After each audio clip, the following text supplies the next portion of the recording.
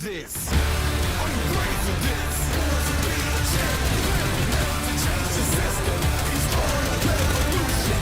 This is your moment. Are you ready to fight? What do you feel this?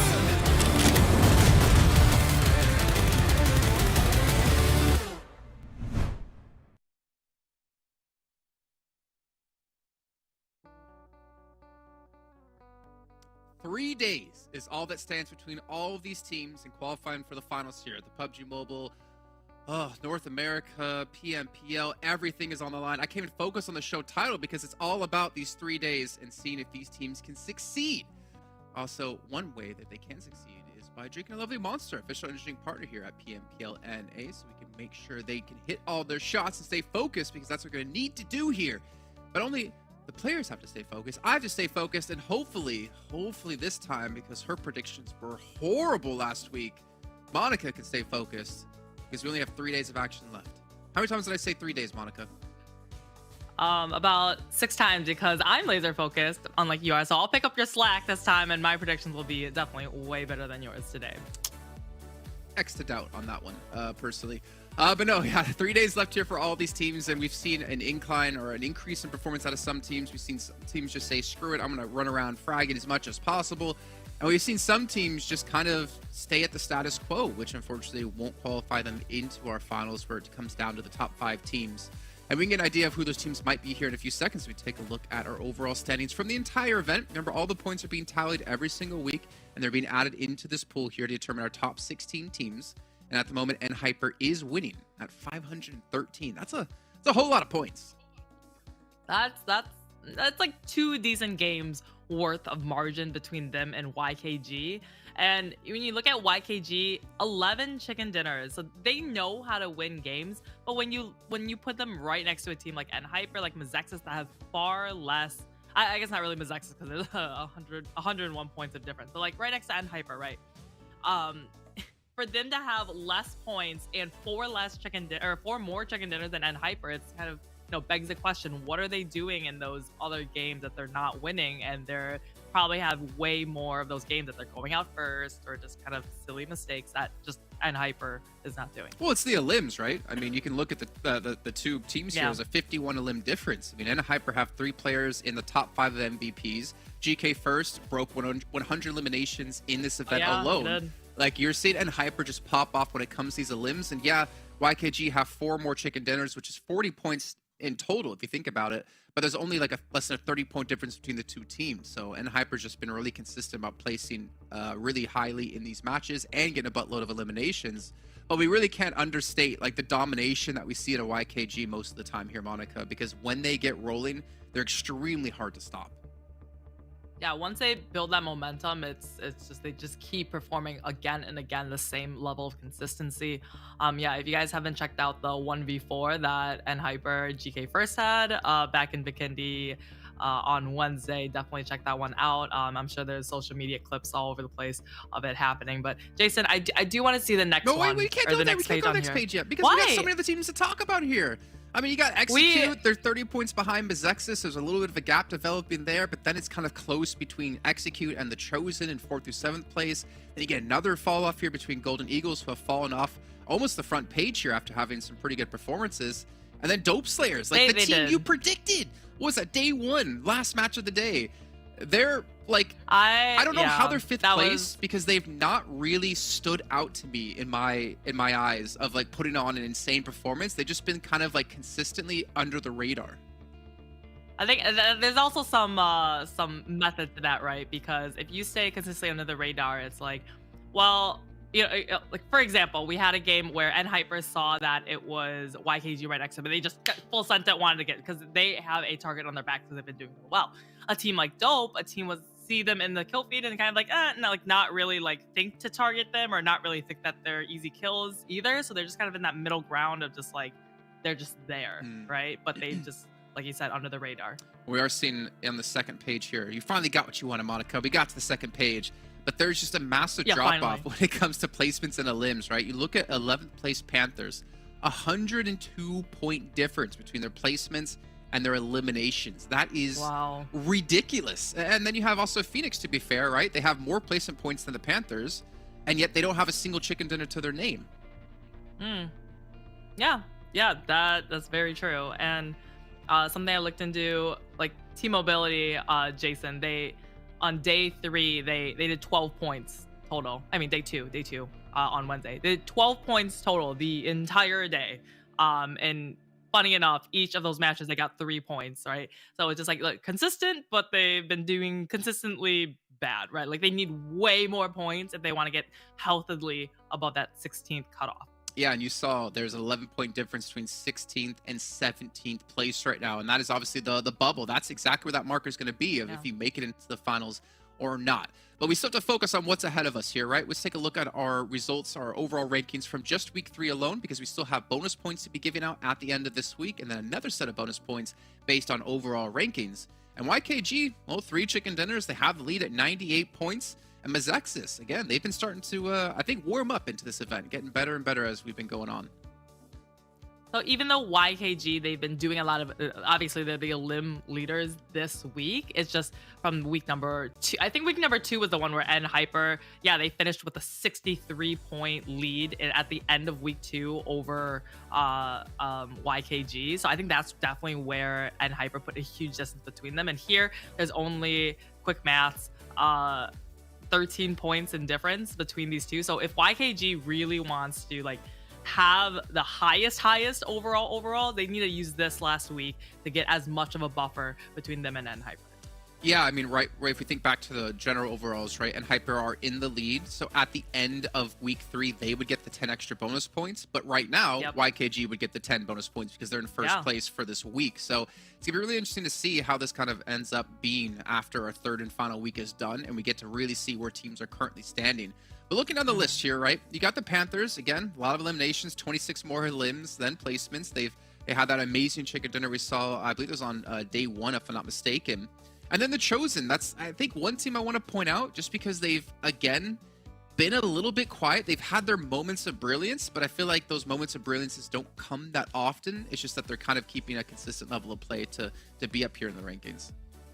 Yeah, you know what would be like a monkey wrench into the system? We are all kind of assuming YKG or NHyper would kind of finish first. What if though MEZEXIS, they did finish first this week and they would get that 10 points? Then we have 3 teams, YKG, NHyper, and MEZEXIS, all really close in bonus points to add to their final scores. Yeah, MEZEXIS would be up to like 17. They're currently 9 points behind the rest of the teams at the moment. We're looking on the rest of the list here. Again, a couple of teams that are going to really stand out. Skills of Mind, BOPE, excuse me, Phoenix, Angry Amateurs, Metaphor, like these teams, if they want to qualify to the finals, they have to step up here. But at least for Super Laser Reflex, right, have shown that they've made some adaptations, they've made some changes, they've gone head-to-head against NHyper without flinching, though they did get wiped, and I think got like 3 members of NHyper at that time. But they're at least trying something new, and that's something they're going to have to do here. So take a look at our little bubble graphic here from pretty much determine who's going to make it into the finals. Now, to kind of help you understand what this is, right? On the left-hand side of the bar graph, it's their overall average points per game. And on the right side of the bar graph, you see the average points per game in week 3.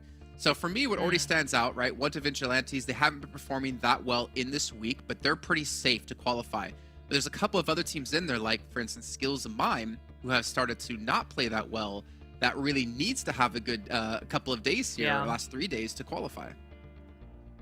Another thing that kind of adds to this behind the scenes is, you know, we've seen NHyper, we've seen MEZEXIS, all those like big teams in the background. When they do really well, of course, teams, you know, on the other side of the seesaw have to do a little bit worse. So I think that's what we're seeing here with that week 3 slowly going down here.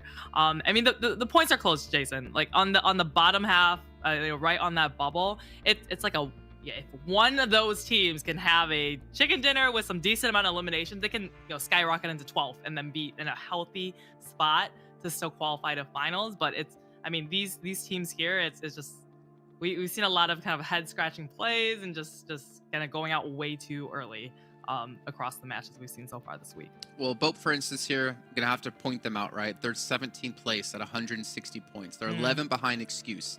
And they've been playing worse this week than previously. Not by that much, by like 0.5 average points per game. But when they're 11 behind and you still have, 12 matches left to go, that 0.5 points per game can really mean a lot. You look at Angry Yeah. Amateurs, they're at 157 points behind, so add another 13, so 14 points behind our bubble at the moment. And they as well have had a decrease in performance. There's a couple of teams in here that have to really turn things around if they want to qualify. And to go back really quickly to Skills of Mine before we come off of them, they're in 15th place. Like, they're already qualified right now if we ended things off. Yeah. If they don't bounce back a little bit, because they're only 16 points ahead of the bubble, they also could be falling out. So this is like a really crucial thing to pay attention to for these next 3 days, to see which teams might not qualify and which teams are really starting to ramp up here. And it's very important. And I feel like, honestly, any of the teams outside of the bubble right now, so you're 17th through 20th, they know they have to do something here. Super Laser Reflex, we kind of wrote them off, but they're super far behind. But Skills of Mine, let's just focus on them really quickly. Like, they need to step up here, not only for the sake of qualifying or maintaining their qualification, but to bounce into the finals with a good chance to maybe break through into the top tiers to get more extra money. Yeah. So head to head, correct me if I'm wrong, Jason, is this week's on the right, week 3, and then Week 2 on the week left. 1 and week 2 on the left. So we're at, halfway through. Today is the halfway point of the entire week. So you take what they've done in week 3 so far and you times it by maybe 2.1 or what, let's just say 2 for just ease of explanation. They would finish this week at 8 eliminations, right? And they had 59 last week, so that's just like a tremendous just downturn. Just something is just not clicking here this week, and they may have not shown up this week because it's barely any point. Yeah, let's kind of recap this for you guys as well, right? Excuse me. In week 2, 104 points. Week 1, 65. So they got a majority of their points just from 1 week alone, which you can see obviously reflected in their damage and eliminations. But then you look at phase 3 so far, or week 3, they have 18 points after 2/5 of the way through. Right? This is a team that worries me, and this is not the kind of performance you want to have come into the last week. And obviously, if you want to still hold on and qualify. But there is another team we also have to mention, and another team we're going to have to talk about. I believe it's going to be Excuse, because this is another team who hasn't been putting in the performance. They have fallen quite a bit. I think around 1 less point per game at the moment in week 3 than all the other weeks combined. They might not make it in if they can't really step up here. Excuse, they're currently sitting at the bubble 16th place, and they're playing worse this week than before. Excuse, the best they've done this week, Jason, was the Vikendi match on day 1. They got a 3rd place, but only 1 elimination, so not a whole lot of points there. It just consistently cannot get over that into that high placement tier of the new point system. And then the highest number of eliminations they ever had in one match was just 5. That's just you throw Joey in and he just gets 5, no problem. For his team, but it's just for a team to only be able to do 5 as a total, and then in total they're just doing 4 points a match, 5 points a match, 7. They're just dragging their feet through this week so far. Yeah, and I think, to be fair, right, I think you're going to go into an event like this and you're obviously going to you should know that there's certain teams that are in the running for that first place. There's certain teams in the running for the top 5 to get into regionals. And there's certain teams who are here to gain experience and to get better, right? They're not going in. Obviously, they should go into this season being okay, let's try to get obviously first place. But realistically, there's a lot of teams who are just trying to get the experience they need to get better for the fall season. And I think right now, for me, Excuse might be one of those teams who are just trying to improve on their own gameplay. And when you get to play in PMPLs against the best teams in North America, it helps you improve a lot. I just want to see them take these improvements or what they've learned and see it in their gameplay, which unfortunately this week we haven't.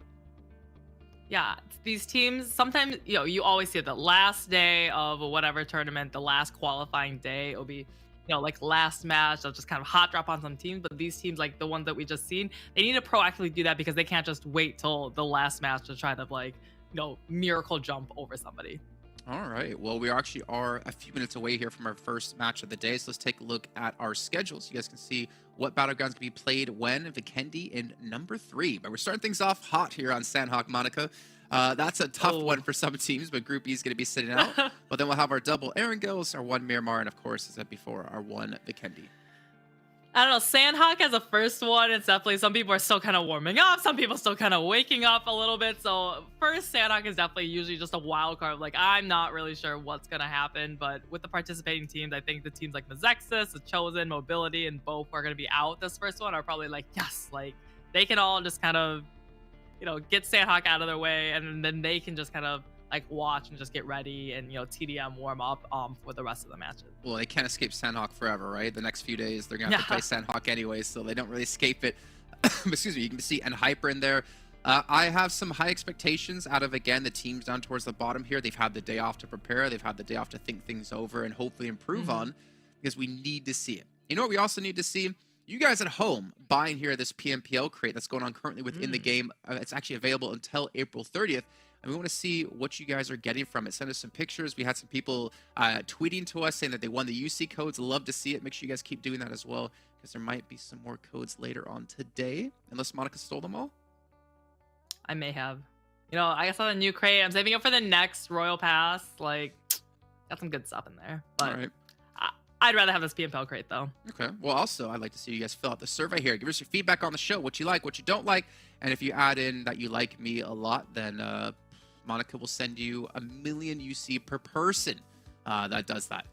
Only if you say Jason's the worst person here and has the worst predictions, I'll send you 1 million UC.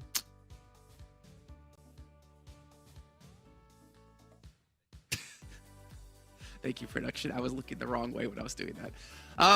So you can see there was a UC code below that. If you guys missed it, we'll hit the rewind button and hope that someone else didn't grab it before you. But make sure it hits up on social media. We have 1 million different channels. You have our own little spaces you can do it. You also have, of course, PUBG Mobile as well. And if you ever do tweet or post on Instagram, use the hashtag PMPL NA, and maybe we'll show your post on the show. Maybe we'll show you all the codes Monica has redeemed, or maybe we'll take a look at the messages she's been sending, trying to get them from the production crew. And Andre, luckily for us, has been strong. Head us on social media, grab that section of UC. There's going to be UC given away throughout the show, so definitely stick around the whole time. Check it out and just be ready with your game ready and open to punch it in. I look at Irene there as well, talking about N-Hyper. Of course, she's talking about N-Hyper. Biggest fangirl of N-Hyper I've ever seen. Look, for good reason, because they're kicking a lot of butt here. Do we have predictions coming up here, our talent predictions? And we can kind of refresh our memories about how Monica is doing horrible, how myself and Dave are doing extremely well. But then we have somehow you always like swindle the production to give you more points. Like on day 1, you got them to give you my 3 points, and then on day 2, you somehow swindled like half a point for yourself for making like an unofficial prediction. I didn't get them to do anything. They're their own strong, independent men. They don't need anyone in their lives to tell them what to do, and they do what they want. And if it happens to benefit me, then so be it. Yeah, that's like, yeah, but if it benefits somebody else, then you're like, oh no, and then you like, try to go and correct it. Let's take a look here. I think our scores currently throughout the week, which we have Hot Jukes coming in and Zute going to be out. Actually, it's going to be last week, so I don't think I am in here. So it is for the first 2 days of the event so far. So Zute, fortunately at the bottom. Actually, it was yesterday. Okay, so the last show day we did. Monica at 2. Tuesday. Zute at 2. Mustache Dave and myself at 3. The rightful kings like we should be. But then we got Hot Jukes coming in instead of Zute. And Hot Jukes is the prediction master. So I don't think any of us can beat him. So whatever he picks, I might just pick as well. Because at least that way I don't lose. And if I do, I lose with him. So does that mean that I should also pick the same thing as you, so no matter what, we'll have the same score all day? That just sounds like a cop-out to me. That sounds like a safe bet. So this way, so I will never hear Jason like, I beat Monica because we had the exact same score today. I mean, that's actually kind of sad because I'll never get to hear you say you lost to me, which, oh well. I've beat enough people. We are about to get underway with our first match. Monica, go ahead. I was gonna say, or you can just like wait and like push the production until they're yelling at us to give our predictions and like see who's gonna like give it later. But I'm just saying, I feel like if you do the predictions early enough before we're supposed to send them in, I feel like you deserve extra points because you're putting it all on the line here to have a chance. You know who's also putting it on the line right now, Monica? What? Well, who? Oh, that am I supposed to guess? Yeah. Oh. Okay. Yeah. Is it Hot Jukes and Mustache Dave? It is, and they're here to bring us our very first match here of the day for the next 3 days. The duo is reunited, and I cannot wait to hear them. So Hot Jukes and Mustache Dave, take us in. Reunited and it feels so good. What's up, everybody? Yo, it's Jukes here with Dave. You ready? You ready, bro? We're back. You don't see me, man? I'm ready, man. Sanhok. It's Sanhok. It's Sanhok. We're getting involved. We're getting involved here. Sanhok game number 1 to finalize week number 3 here. 3 more days to go. A total of 15 matches. You and I will be talking all about it here. Talking all about it. Dancing, doing the thing here, man. Yo, we wrote the book on Sanhok. You guys know it. Papa Blue, chapter 1, right? The loot and scoot. And do not forget that good old water circle, dude. Water circle. Hopefully we'll see some of that here. But hey, you know what? It is the end of the week. We could see something magical happen. Maybe we'll see Skills of Mind have a pop-off day today. I don't know. But we'll see what my prediction is once we hit zone number 5. Let's go. Yeah, let's get into game number 1 right now. Predictions. I'm saying YKG all day long. Even the game they're not playing, I'm picking them. I'm going with one team today, and that's it. That's how I'm rolling. But ladies and gentlemen, let's get in to the Sanhok match here as the players are going to begin to drop out the plane. Let's get it, baby. We're in the jungle. I am so excited. This is one of my favorite map rotations. You start off with the chaos, right, of Sanhok, and then you just go downhill from there, Dave, right? Yeah. Just nice little smooth ride. So we're starting off hot here. Obviously, we're going to see YKG go right there, dead center towards boot camp. The Panthers are going to take Paradise Resort all to themselves, and it looks like we're ready to party. Will we ever see that cave finish, though, Dave? I'm still begging for it. You've been talking about that for a hot minute, man. I'm hoping we get it just so you could be happy. Finally, you know, a smile out here. So let's see. You know who else will be smiling if it does go down there? K19 and the team, the spotlight in the pre-show. Skills of Mind. Love the head-to-head, but it did kind of show me that they gotta do better. You know what I'm saying? They went from what, 59 last week to sitting at 4 elims. Or was that 4 points? Regardless, big number difference here from Skills of Mine as they're slowly losing their grasp on the overalls. Woo! We can take a look at the map right now. First circle's going up to the north. RIP Cave and RIP Skills of Mind, because they are in docks all the way at the bottom. That's a rough drop location. But hey, when you're that low on the leaderboards, you know, the choices get quite thin. So good for YKG, good for the Panthers as well. I saw the Panthers do good in some other events here, Dave. So I'm looking to see the Panthers come in today hot. They done good here, Hot Jukes. Yeah, the Panthers, we've definitely been seeing kind of a change of pace from this team because they went from, you know, trying to be big brain, trying to play the meta here, to just going back to their original play style. And that's just controlled chaos. And that's where they thrive, man. No other team in this lobby really can pull it off like the Panthers do when it comes to that chaotic vehicle run over aggression, you know? So love to see them kind of getting back to the roots here. But looking over here, Angry Amateurs. This was that team we were talking about, what, 2 weeks ago, having that language barrier because of the different languages on the team. So That's the team right. comms are kind of a mess. But I got to say, we've been seeing slight improvements game after game, day after day here, Hot Jukes. Hey, we're starting to see that translation, right, happen. It is quite simple. You know, just scream at the top of your lungs. That means I need help. And, of course, push, right? Oh, don't ever forget, it's on me. That's another one, right? They're on me. That's a good call out right there. But yeah, it's good to see Angry Amateurs improve. You know, I mean, that's what I really love about PMPL is that it gives teams that, you know, that are competing here for the first time or still looking to kind of get that synergy. This is the best place, right? I mean, money is on the line. You're going to play the best of best against the best of the best in this region. So for a team like Angry Amateurs, this is an experience of a lifetime. You know, regardless of how they do, even in this tournament, there's always fall coming up around the corner. So Yes, I just sir. love seeing improvement, right? Even if it's a little bit, that's what this is all about. Some money out here. Looks like PANTHERS was connected on. So going back to that language barrier, it's like, yeah, I'm down. I'm locked out. And the team's like, well, you're just going to probably bleed out because they are going to be across the road. Supra does have the M249. Looking to lock it down onto James right here. James peeking that little head.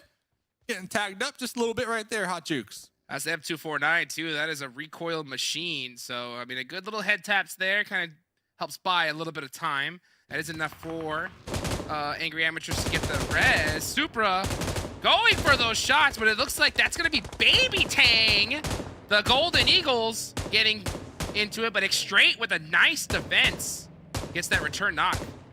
Finally showing up, man. The caca of the lobby up here on the high ground. This is going to be south of both of these squads, Excuse and Angry Amateurs. Looks like Baby Tang was knocked out with that retaliation shot right there. But with the M4 up here on the top, just letting it rip right now. Going for that sweep action in the grass, trying to get the final confirmed, but they're not the only ones, Hot Juke. Supra with the Elim steal. Yeah, they were done for. They were done for right there with those two particular angles. I'm surprised that he really went for that res, considering that you'd figure, right, that there would be another team in this direction. Maybe they were thinking it was the same squad and that was the only one. I don't know, but yeah, kind of a misplay, at least in my opinion, from Excuse. Yeah. And they're going to lose 2 members just like that. Talking about misplays, something getting me concerned already, noticing a Vespa on the side of the Golden Eagles. And you and I both know the Vespa here on Sanhok, that thing is a curse to not be messed with here. If you, ladies and gentlemen, if you aren't familiar with what we're talking about, last week there was one Vespa that 3 different teams used the same one, and every single time a player got onto that Vespa, immediately taken out. Done. Oh, not even Flushed joking. out. Immediately. Like, we're talking about they touched that Vespa and they went Boom. down. The curse of the Vespa here on Sanhok. So, little concern right there for the Golden Eagles, as looks like they are going to be attempting to potentially bridge the gap here and push Angry Amateurs. Well, you better be watch out if you are Super Laser Reflex, because YKG is putting some serious shots all the way down range. 24K with that lay down on top of the rock. He's got Peekaboo right in his sight lines here.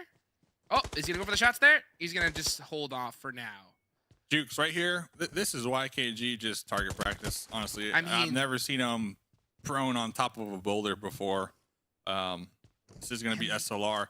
So Sanhok, though, you gotta say SLR Yemen with the solo bridge camp, they were able to pull out something, get a couple elims. But talking about pulling out something, Angry Amateurs looking for a 2-2 split, trying to flank the Golden Eagles. Ooh, okay, all right. Let's see how this works out for them. Super and Skur on that angle.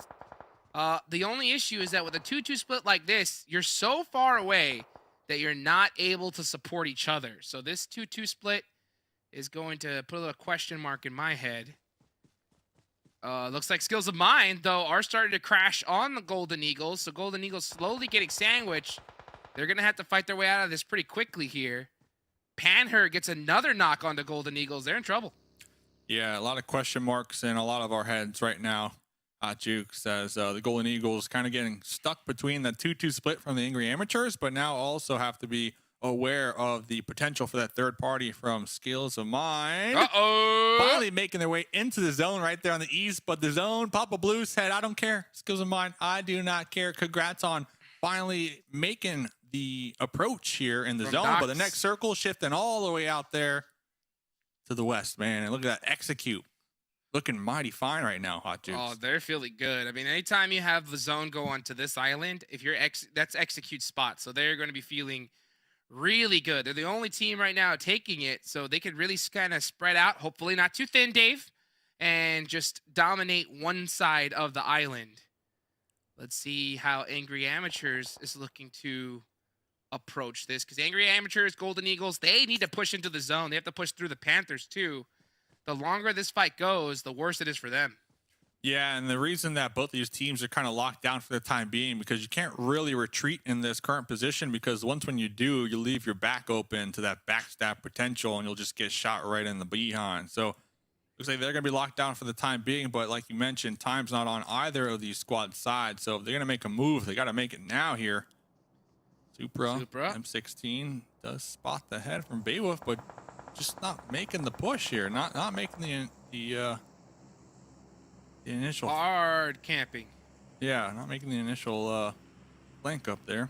We'll have to get back to that, because Puppeteers talking about making pushes. Puppeteers pushing on the Wall Street Bets. Dog coming out hot here. Good shots out of Wall Street Bets. D looking to make a defense. This has been the real big highlight player, at least in my eyes, from Wall Street Bets. D has definitely made some insane plays so far. But no matter how good you are, you gotta watch out for Dong on the high ground. Nice smoke there. That is gonna allow D to get to a safer location, but gets caught from Hang on the off angle. And now Kubi, yeah, here comes Puppeteers looking to make things even harder for Wall Street Bets. Kubi? Kubi might be able to spot these toes underneath these buildings here as Fang gonna be pulling up with the DBS, trying to get that quick confirm right there. Puppeteers trying to solidify their spot in the top 16. Right now, they're 13th overall, so they have a cushion. But I love this from them. They get the knock in, they push right downhill. They're in that gatekeeping position. Oh my Kubi gosh. spotted in the process. The Wall Street Bets, man, just can't pick the part one by one right now. Yeah, and that wasn't even by Puppeteers. That was by Phoenix. So just really badly played from Wall Street Bets as they're trying to make that rotation. They're going to lose a couple players. Actually, 3 of them. Only 1 up left for them, so rough first start. But hey, that's Sanhok. Got to make it happen. Hang. Up on top, getting some vision. Yeah, they're going to hold this edge of this circle. I like this, right? You always want to just hold that edge, focus on your back first, but have a game plan on where you're going to go next, because these Sanhok zones, Papa Blue is brutal. That zone, so fast. Yeah, and talking about Papa Blue, Angry Amateurs and Golden Eagles still in the blue, kind of duking it out over there back and forth, as I did notice a couple of their names in the Elim feed right there. But going back to Phoenix, you got to love their progression here during the PMPL NA, because remember, they picked up a coach about 2 weeks ago, and I got to say, this team has been slowly ramping up here, Hot Jukes. And talking about ramping up, next circle, hard shifting again out there to the west. I love YKG's position. I love how they kept Joey on the boot camp side to kind of protect, provide the oversight for their team members to swim across that channel. Now I'm looking to see if Joey will take the same path here. But look at that. You got YKG and Hyper and Execute, some of the best teams in the lobby, already setting up a power position camp here in the new zone. I mean, the 2 teams you wouldn't want to have right at the top of the leaderboards get that zone, get extremely blessed here. I'm waiting to see Joey make that move sooner than later. Nate from the Panthers getting caught in the backside, and it doesn't look like he's going to be able to get picked up. So, yeah, Quan, very nervous. Yeah, Nate will get finished there from Kai. Hey, little tiny mistakes there from the Panthers. Losing players like that is what's really going to hurt you.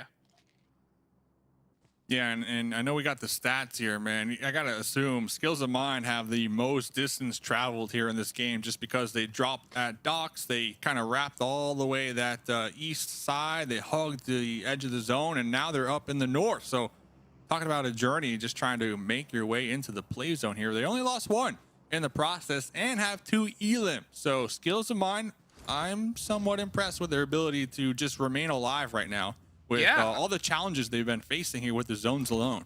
They had the worst position, absolutely, out of any team here. So the fact that they're in the mix this late in the game, still looking for a way to find into this zone. They did lose dose in the process, but they still have 3 up. They're going to eat a lot of blue damage. Doesn't look like they have a lot of utility, so things are still looking very, very bad for them.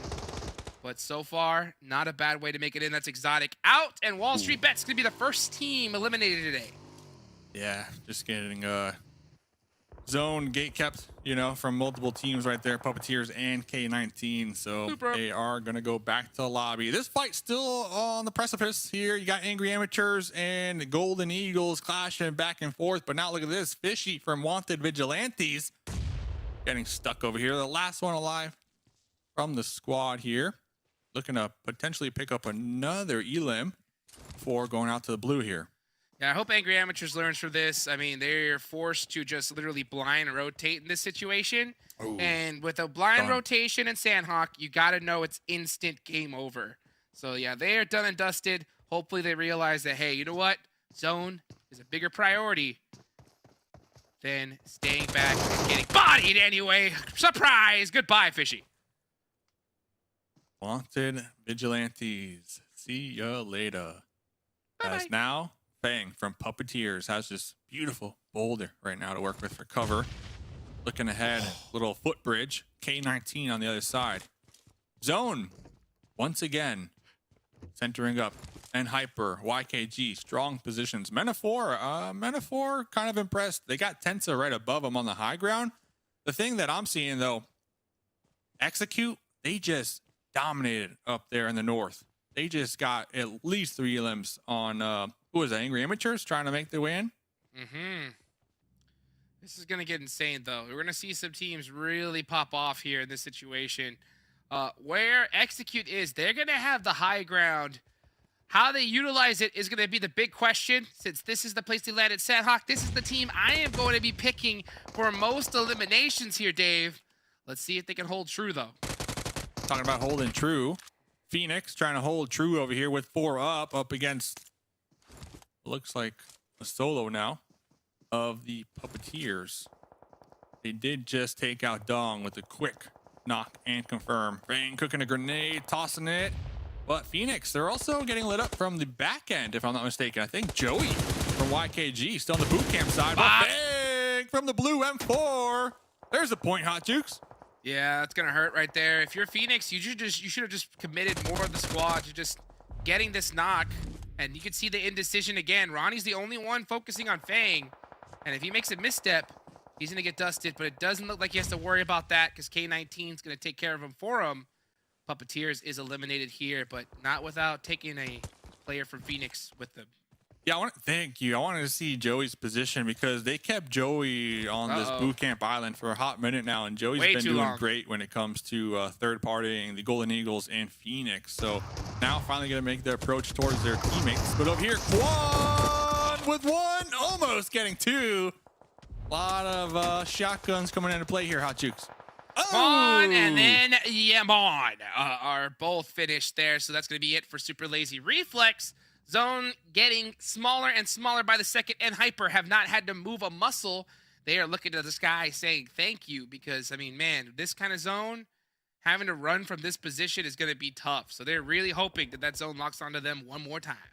Yeah, they haven't had to move here. They've been pretty much chilling for a hot minute, but their elims also reflect that with 0 as of right now. Fierce. SK12 onto Baby Tang. We've been seeing a couple players implement the SK12 over the DBS, and I have to assume it's because they're expecting a somewhat of a nerf in the future on the DBS, but they're still trying to get the practice in with the shotguns because we've seen shotguns are staple now within competitive play of PUBG Mobile.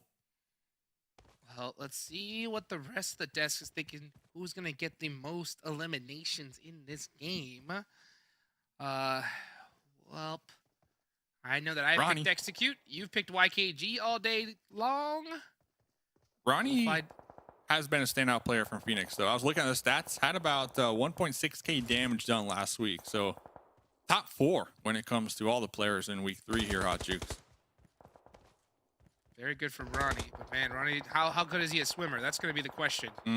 Especially with Joey right there looking at you. You better put your swim trunks on. Chico's going to get some on a GK first, so that's N Hyper in big trouble. Execute's going to start making it down the hill. And the thing is that there's not a lot of cover on the way down, so hopefully they can find a spot right there on that edge and just make a play from there. YKG still in this zone, so it's going to be very interesting. Chico getting knocked here is going to make things a lot more difficult. Great smokes there. But if Execute spots Chico, he's going to get done for. Yeah, great smokes, but Chico pushing just a little too far right there is going to be exposing themselves to the sightlines of N Hyper. But like you said, Execute, they have a challenge ahead of them because they got N Hyper in these buildings that is going to be a little north of Execute, and then they also have Metaphor down south that will be looking right up that hill that Execute will have to be making their approach here shortly. I'll tell you what. The only enemy of Execute right now is Papa Blue. If the zone goes to them, they are going to be feeling real good. Joey, though, he is looking for Ronnie in the water while the rest of YKG is, and he does get him. So there we go. Another elimination there for YKG. QZ, this Ronnie getting lit up, and how did he make it? Still good. Still good. A lot of Ronnie action happening right there. So it looks like QZZ actually popped up here with the aggressive play to try to get within grenade range. It wasn't working out. and quickly was able to retreat back to safety and comfort where their squad mates are holding down. So I definitely appreciate the heads up play right there to attempt to get a elim point, because remember, Chico was knocked out, so totally understand the play. Already 2 monster games for YKG and in Hyper, so then putting more points on the board. Casper's gonna catch 24K and get the flush. That high ground paying off dividends here, especially where this next zone went. So it is Execute and N Hyper that are gonna have the big advantages. Obviously, Execute with the huge one, but hey, they're gonna have to start standing up and hitting these shots. Oh, look at this vision from Casper. Eagle Eye. Caw-caw. Talking about Eagle Eye, Chico over here. This building is in the next circle. Chico trying to take some shots on to K19. K19 still healthy as ever down there in the south.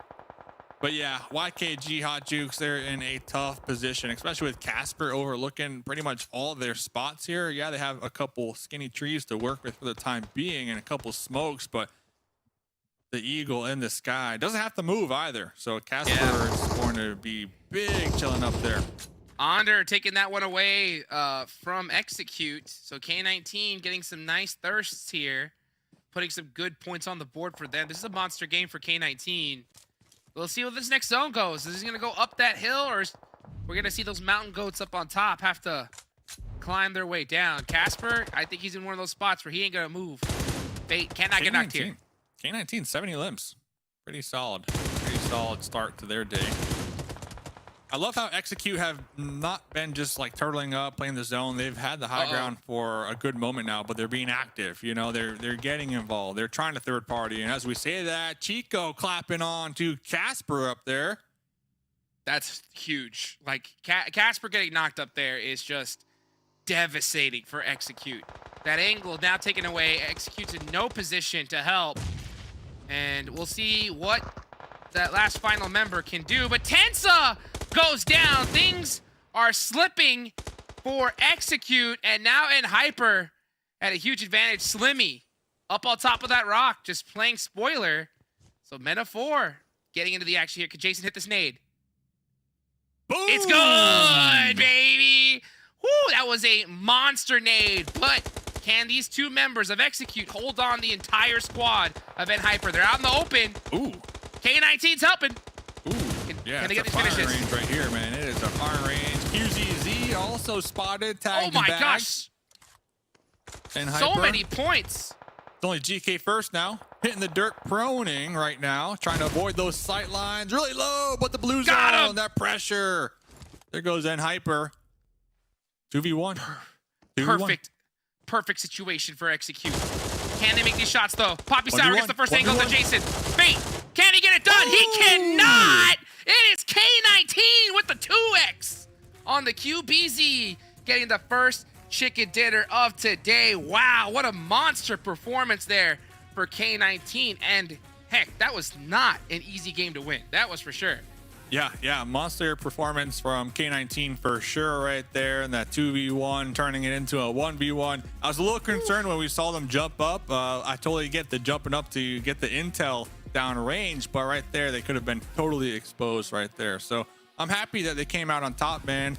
12 eliminations. So K19, they're one of those mid-pack teams, Hot Juke. So they're just looking to kind of solidify themselves in that top bracket so that they can move to the finals. But regardless, this is a great start to their day. Oh man, what a game from them. I mean, it's so crazy to see that pop-off performance. I mean, they definitely earned it. Timing was so perfect. They were able to go ahead and focus on in Hyper, allow Execute to clean them up as well, and then just came out strong. Honestly, I think Execute with that high ground, they had it, but Casper getting knocked by that final player from YKG hurt so bad, and then Tensa getting backstabbed by Slimmy just made things that much worse. I mean, what a crazy way to start off today. Yeah, Casper had a lot of power in their position for sure. I mean, they were overlooking N Hyper, and then once when Chico took him out, immediately N Hyper started making that push, man. They knew exactly what went down right there. So heads up from them as well. But ladies and gentlemen, that was game number 1. We got more action coming up after the break. Don't go anywhere. Jason and Monica coming up next.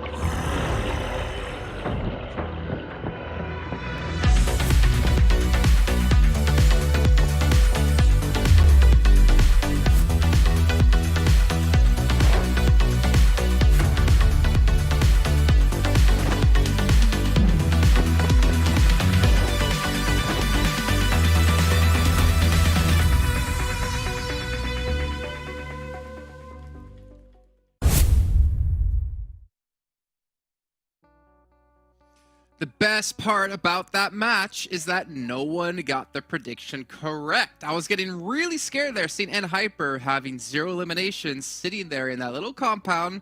They had a decent position. I was expecting a little bit more out of them. But let's be honest, though, execute the way they played that position, Monica, was pretty damn well. Up on that hillside, just using that overview, that oversight they had out of Casper was phenomenal. Yeah, they had, this was actually Tensa came back. I thought he wasn't playing this week, but I forgot it was Good Friday. But anyway, Tensa came back, led his team to a 2nd place. Huge, really, like, it was so good. And so I think the pivotal part was where they lost Casper to, I want to say Hyper or YKG. Somebody knocked him up there. I think it was YKG. Someone from YKG knocked him up there, and then there was no saving him. And that's where it kind of all, fell down from there, because then they lost that huge vantage point that Casper had over the top. But regardless, still really great game with 11 limbs, 17 points that they really needed. Yeah, definitely needed. And also, I guess, a little bit of morale boost for the team as well here for Execute, especially with Tensa coming back into this one. Super Laser Reflex, 8th place, getting 4 points with those 3 eliminations. Meta 4 as well, getting 6 points, having that one player just survive as long as possible. Again, these are some teams that we kind of need to focus on here if they want to be able to make it into top 16. Well, let's take a look at the second page here and see how the rest of the points did work out, because there's a couple of names in there, Wall Street Bets in particular, who unfortunately didn't really do too well, and they've been kind of really quiet. We're looking at overalls, I guess, for now. I guess we can see how things have changed here. Not gonna look at the second page of the match rankings from the first match of the day, but that's fine. K19 shooting up here in 7th place. Yeah, really, just amazing job from them. I think comparing Execute to K19 in the Sanhok match that we just watched, Execute did not have to move at all. They land in the Camp Alpha up in the, on top of that mountain in the northwest island, and the circle ended there. They really did not, if you look at the distance travel, it's probably 50 meters.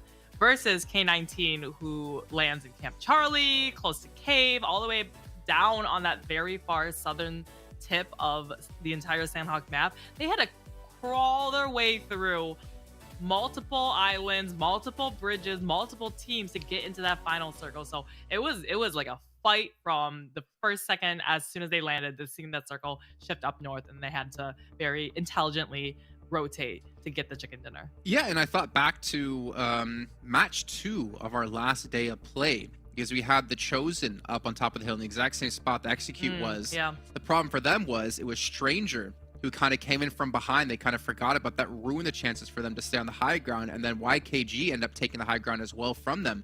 But Execute, they did really well dealing with Dope, who were actually letting up over towards Hot to prevent them from getting from behind to take away that high ground position. So Execute playing that out I guess a lot better than we saw the Chosen. But again, they haven't got a chicken dinner here this week. They're still looking good to qualify anyway, so it's not too big of a deal. But we'll see how the rest of it does play out. We can see here down the rest of our list, BOPE currently in 16th place. Again, one of those teams we're looking at. I think they're on the bubble at 17 in our overalls, and they're desperately going to need these points here. As one to Vigilantes as well here in 15th place, but they're 9th overall, so they should be safe. And the difference between 16th and 20th place is, what is that? 6 points, right? Which is, doesn't look like a lot of points, but from the way that these teams on the bubble, right, have been playing and have been averaging, like we saw at the beginning, where they're averaging 3 points, 2 points, it's just not enough points to really just close that gap. Yeah, and let's be honest, right? The gap right now on the weeklies don't really matter unless you're trying to get the bonus points, which is top 8. For them, it's about qualifying, so they need to get as many points as possible here. And one team that was able to do so, unfortunately not able to get the win, well, it's going to be Execute. And I mean, again, we see Tensa coming into the list. It allows Fate, I think we heard, was Azuta talking about, to mostly lead, and then Tensa gets to help pick up that fragging potential. But only 1 elimination for him, but he wasn't, I think, in a position anyways to really set his team up or set himself up for success, because he had Casper on the high ground. That is a thing, even though that sometimes you see a player that is, equal parts IGL, equal parts Fragger too, and you're like, hey, he's a Fragger, why is he IGLing and stuff? It's like, during the game as an IGL, your bandwidth, like your brain power, can only be focused on so many things at once. So, you have some IGLs that can frag out, but for a player like Fate, who can now just, forget about IGLing, I can just focus on scouting, focus on just putting myself in a position to not just get information, but to get as many limbs as possible. It'll just help the team overall. All right, well, really quickly here, let's take a look at the two teams that did extremely well in this last match of K19 up against Execute, and just kind of see the difference in their play. And Wow. obviously, when you have that or the oversight position, that Overwatch position, you can put down a lot of damage and potentially not clean up those eliminations. But K19, as you pointed out before, Monica, it wasn't an easy fight for them because the direction they had to come in, the amount of teams they had to go through, and yet they did it so cleanly, keeping 4 alive to the end. Mm-hmm. Yeah, just great stuff from them. I know Hot Juice is a little salty because he lost his he was gonna win his prediction up until the last 2 seconds of the match. Yeah, well, you know, no one gets predictions correctly, but what I'm happy about is to see K19 actually get a victory. This is the first one of the week. I think they've had maybe like 1 or 2 overall, not too many for their name, unfortunately. So it's good to see a little bit of a bounce back for them, and potentially, again, a little bit of a good sights coming into our finals, kicking off in actually a week's time. Do you know that? Finals kicking off in a week. Wow. Yeah, we have a so after this weekend, no play on Tuesday, Wednesday, and then it will go into the weekend. But let's take a look at the schedule for the rest of today. Yeah, we know what we're coming up next on. We know what's coming up on the 3rd match of the day as well with Vikendi, but we got to go to an Erangel first, Ooh. unfortunately. But Group D will be sitting out for this one, and then Vikendi. I mean, I've been actually pretty happy with the Vikendi so far, to be fair. I mean, I Yeah. know we're not really going to that next. But we've been seeing a little bit of water in our zones, like the old Vikendi. When you have a little, even 40% water, it just forces everyone to come so much closer to each other, and it's so much more action because there's just so much less playing room. And of course, with our group schedules, we do have Group D sitting out this match. We do, but we got MEZEXIS coming in, the Chosen, Team Mobility, who you said was super consistent so far. Not in the most positive of lights, but consistent nonetheless. Both of Esports 3 coming points. in as well. And looking at this week, is there any team in particular you're like laser focused on of you want to see how they play, whether it be for the finals, whether it be for qualifying or anything like that? I think Golden Eagles has it. We talked about K19 has been kind of flying under the radar for me, at least. Same thing with Golden Eagles. Like they'll just have some standout moments that I was like, wow, I was not really expecting Golden Eagles to do this. Like when we had Stranger from that one Sanhok match on Wednesday, where he just like was able as a solo come in and get an elimination, so get some points for his team and get those placement points at the end, and having some really great team fights as well. They obviously they're being, our focus is on like YKG and Hyper because they're just such a standout team. But Golden Eagles, they've done well. I think just clean up a couple of things and they can do consistently well. They have the potential. I mean, yeah, they put up like 153 points week 1, then they kind of fell off in week 2. I think, to be fair, like one of the hardest things that you can deal with is like trying to be consistent, because if you think about it, right, you have this 3-week, well, technically 4-week long event. And you have 3 of those weeks being 5 different days of play where you play 4 matches a day. But then you go into the finals. And for me, and I've said this for like years now, is like when you go from this like long kind of form tournament to a final where you have 3-4 days to perform, some teams don't excel in those short formats. Some teams excel in these longer formats because it really draws out your consistency. The teams that have volatility in their performance are the teams that can really suffer or actually exceed insanely well when it comes to these like shorter events. So for me, it's going to be a big change for a lot of these teams where you have those 3 days, you better perform or you're going home. And realistically, I want to say like you could look at YKG and they could have a bad day or two, but look at their points per week. I think they're one of the more consistent teams, to be perfectly honest. Yeah. One of the teams I was looking at though was WALLSTREETBETS. I don't know why. They've been improving as the weeks have gone on. Technically, like they had 142 points week 1, 169 points week 2, but for some reason they're just not being flashy, and that's what I remember about them when I looked back on like their play from the last 2 weeks. We haven't really seen them like have those big games recently. We haven't really seen them have standout matches. Again, just kind of one of the teams that's kind of going under the radar a bit and hasn't really lived up to what we've seen in the last weeks. They know how to play. We've obviously seen them be able to rotate into the circle, especially Miramar. They're really, really good at Miramar to get into the compound or get into that central position in the circle.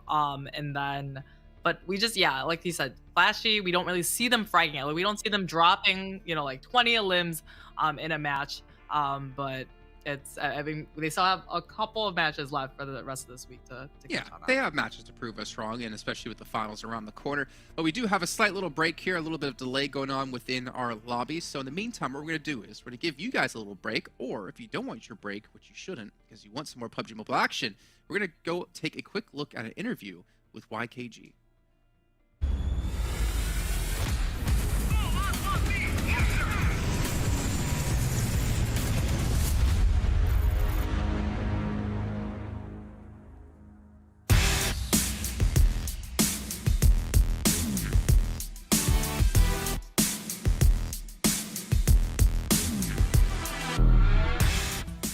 What's up, everybody? I'm Hot Jukes, and I'm here with the man, the myth, the legend, Joey from YKG, brother. How are you feeling today? I'm feeling good, man. How about yourself? Bro, I'm so pumped to be able to talk to you, man. I'm so proud to see your journey from the beginning to where it is now. Oh, man, I'm so pumped. And you know what? I got a few questions for you. Are you ready? All right, let's go. Let's do it. All right. So the first question I have is, how is the synergy in the squad right now? I mean, I know you guys have already tanked a nice little first place spot, but, how are you feeling about the squad? I mean, the synergy of the squad is just amazing. These guys have played together for a long time. They have probably some of the most synergy out of anyone in NA. And I'm kind of just a little side factor, but ultimately, I am able to work really well with them. I love my boy Chico. He's able to find his own stuff and find his own spots. I don't need to, pay too much attention to him. I can tell, Fears is 24 where to go, and they'll just destroy the lobby. I mean, it's really simple. It's really easy. So. I love to hear it, brother. So what is your specific role in the squad right now? My specific role is IGL. I tell them where to go. Where we rotate to, I basically construct like fighting plans and stuff like that. But ultimately, it's not too much of a role because all these guys are capable of making a call on their own. So, did week one go as expected? Did you expect to get more than first place? I don't know. Tell me how you feel about that.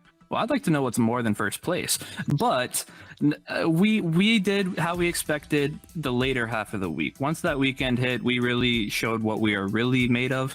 The first couple of days, we honestly threw a lot of games away, made some simple mistakes, and the dumbest mistakes will always catch up to you. But ultimately, we found how we want to play, and we want to carry this over all the way to finals. We want to carry this throughout the tourney. We're very comfortable, and we're very satisfied with our results.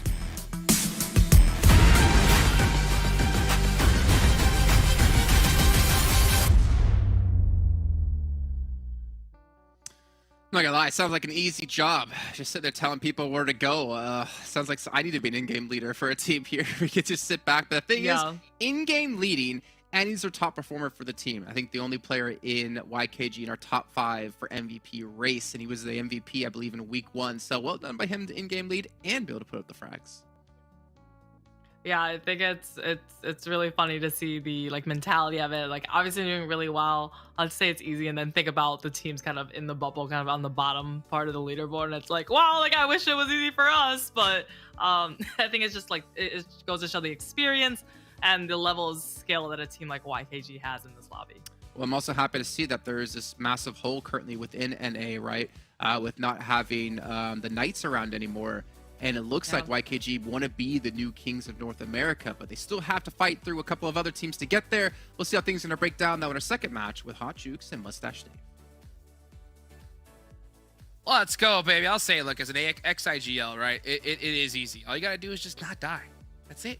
Just tell your team, don't die, and you're going to win the game, right? You're going to win the tournament. You're going to collect the dollar bills, Dave. I don't know why more IGLs don't tell that to their team. Just, hey, go over there, don't die, do your thing, GG's, we got this, winner, chicken dinner. I mean, that seems to be what Joey's doing here after that interview. Great interview, by the way. So it's working. It's working. So looking forward to seeing what this team can accomplish here this week. Ladies and gentlemen, game number 2. But before we get to that, I saw Let's go! Hot Jukes, I saw your sons in chat asking for the UC. Well, guess what? Here it is right now, the code. 600 UC, PUBGmobile.com/redeem. If you haven't entered it by now, it's gone. And hopefully, speaking of gone, hopefully the circle is gone. Go to military this time because this plane path is looking nice and south here, Dave. Is this it? Nah. Is this it? Nah. No? Nah. It can't be it, man. It cannot. We got a lot of people in the chat specifically asking for you to send them UC, so you'll love to see it.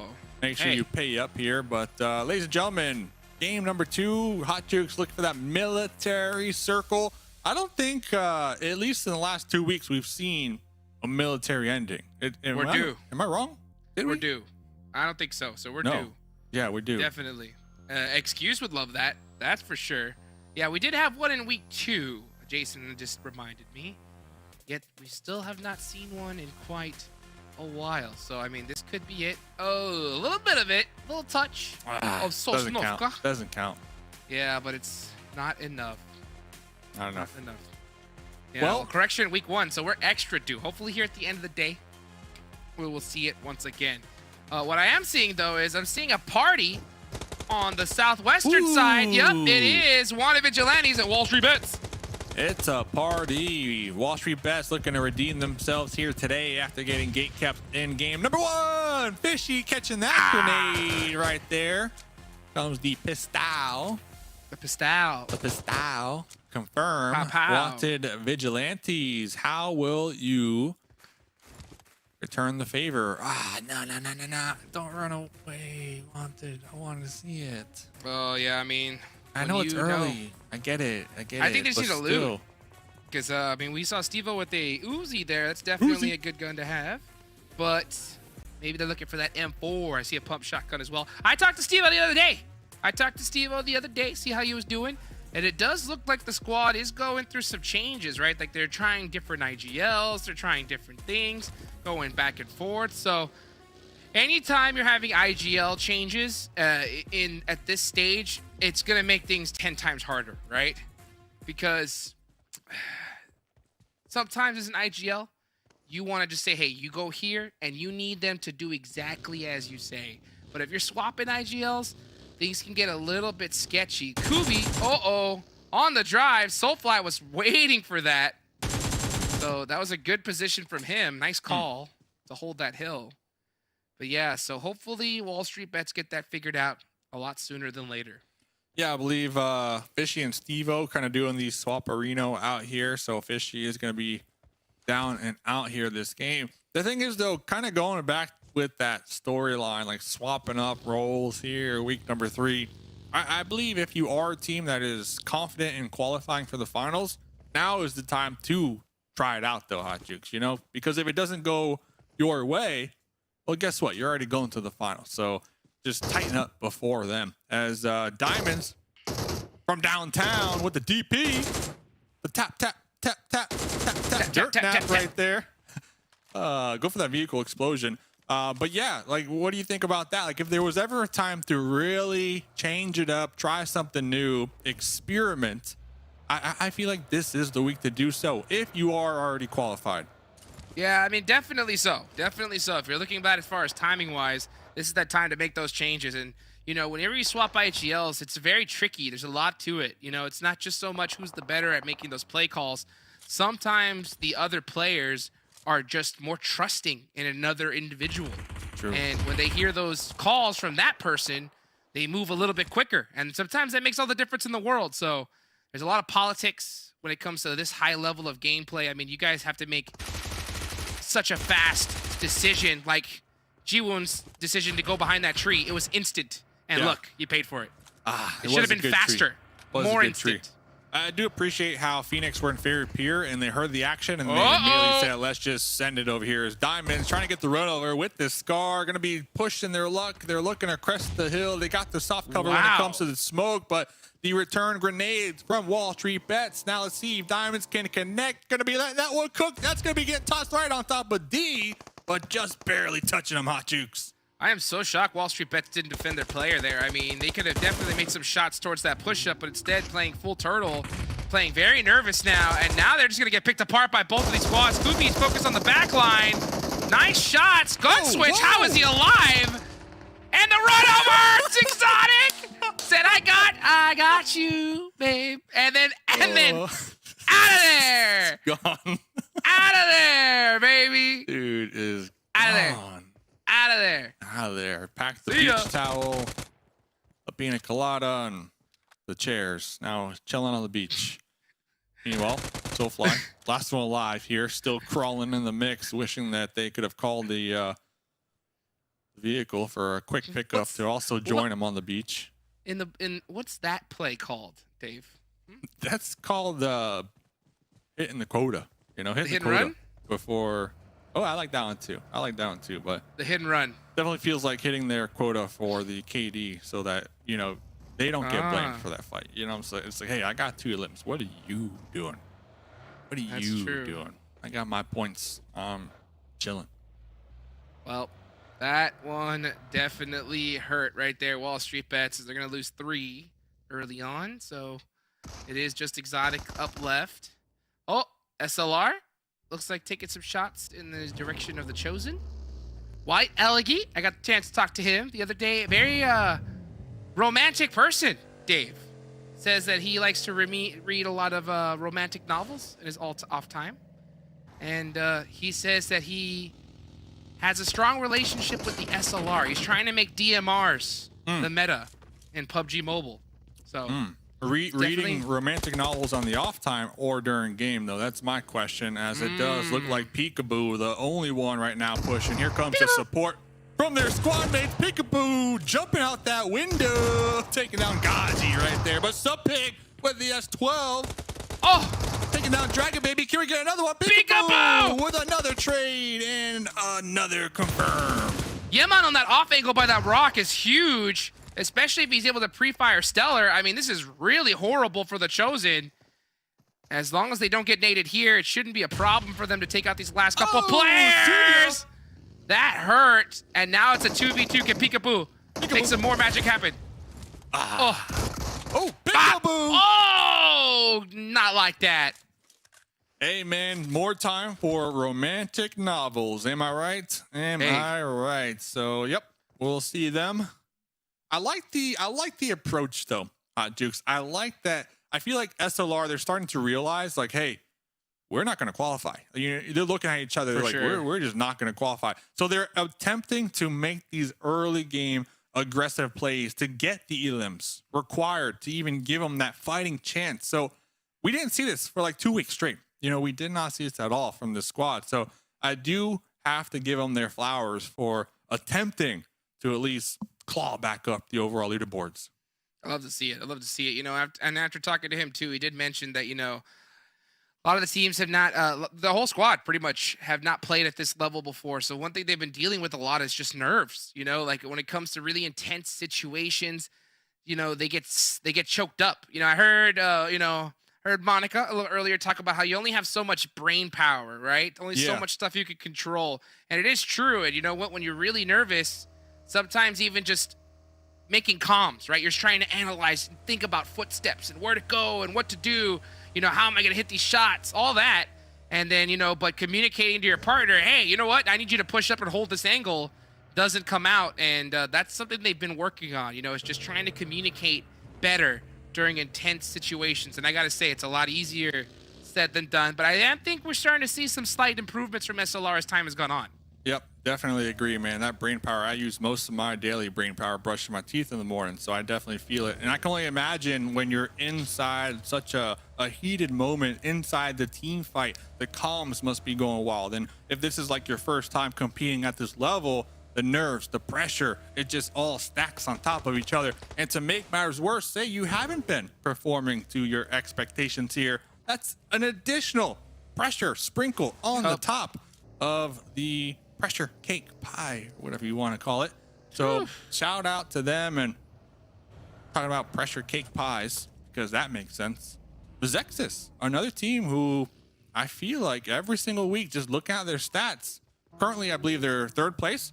This can be a team that is definitely slowly crawling their way up to be in the conversation when we're talking about best teams NA here, Jukes. Definitely. I mean, MEZEXIS have had some monster plays, but Alta, especially Remix has been having a monster tournament so far too. So I mean, they're definitely hitting on all cylinders. Just if things go right for them, a good couple zones, we could see them dominate that leaderboard. And heck, we don't know what's going to happen during the finals, right? Even though these bonus points are going to be very good at giving you that breathing room, right? If you just pop off during the finals, any team can still take this. Yeah, bonus points are crucial, and I also really appreciate that because it rewards those teams who have been consistent over the last 3 weeks.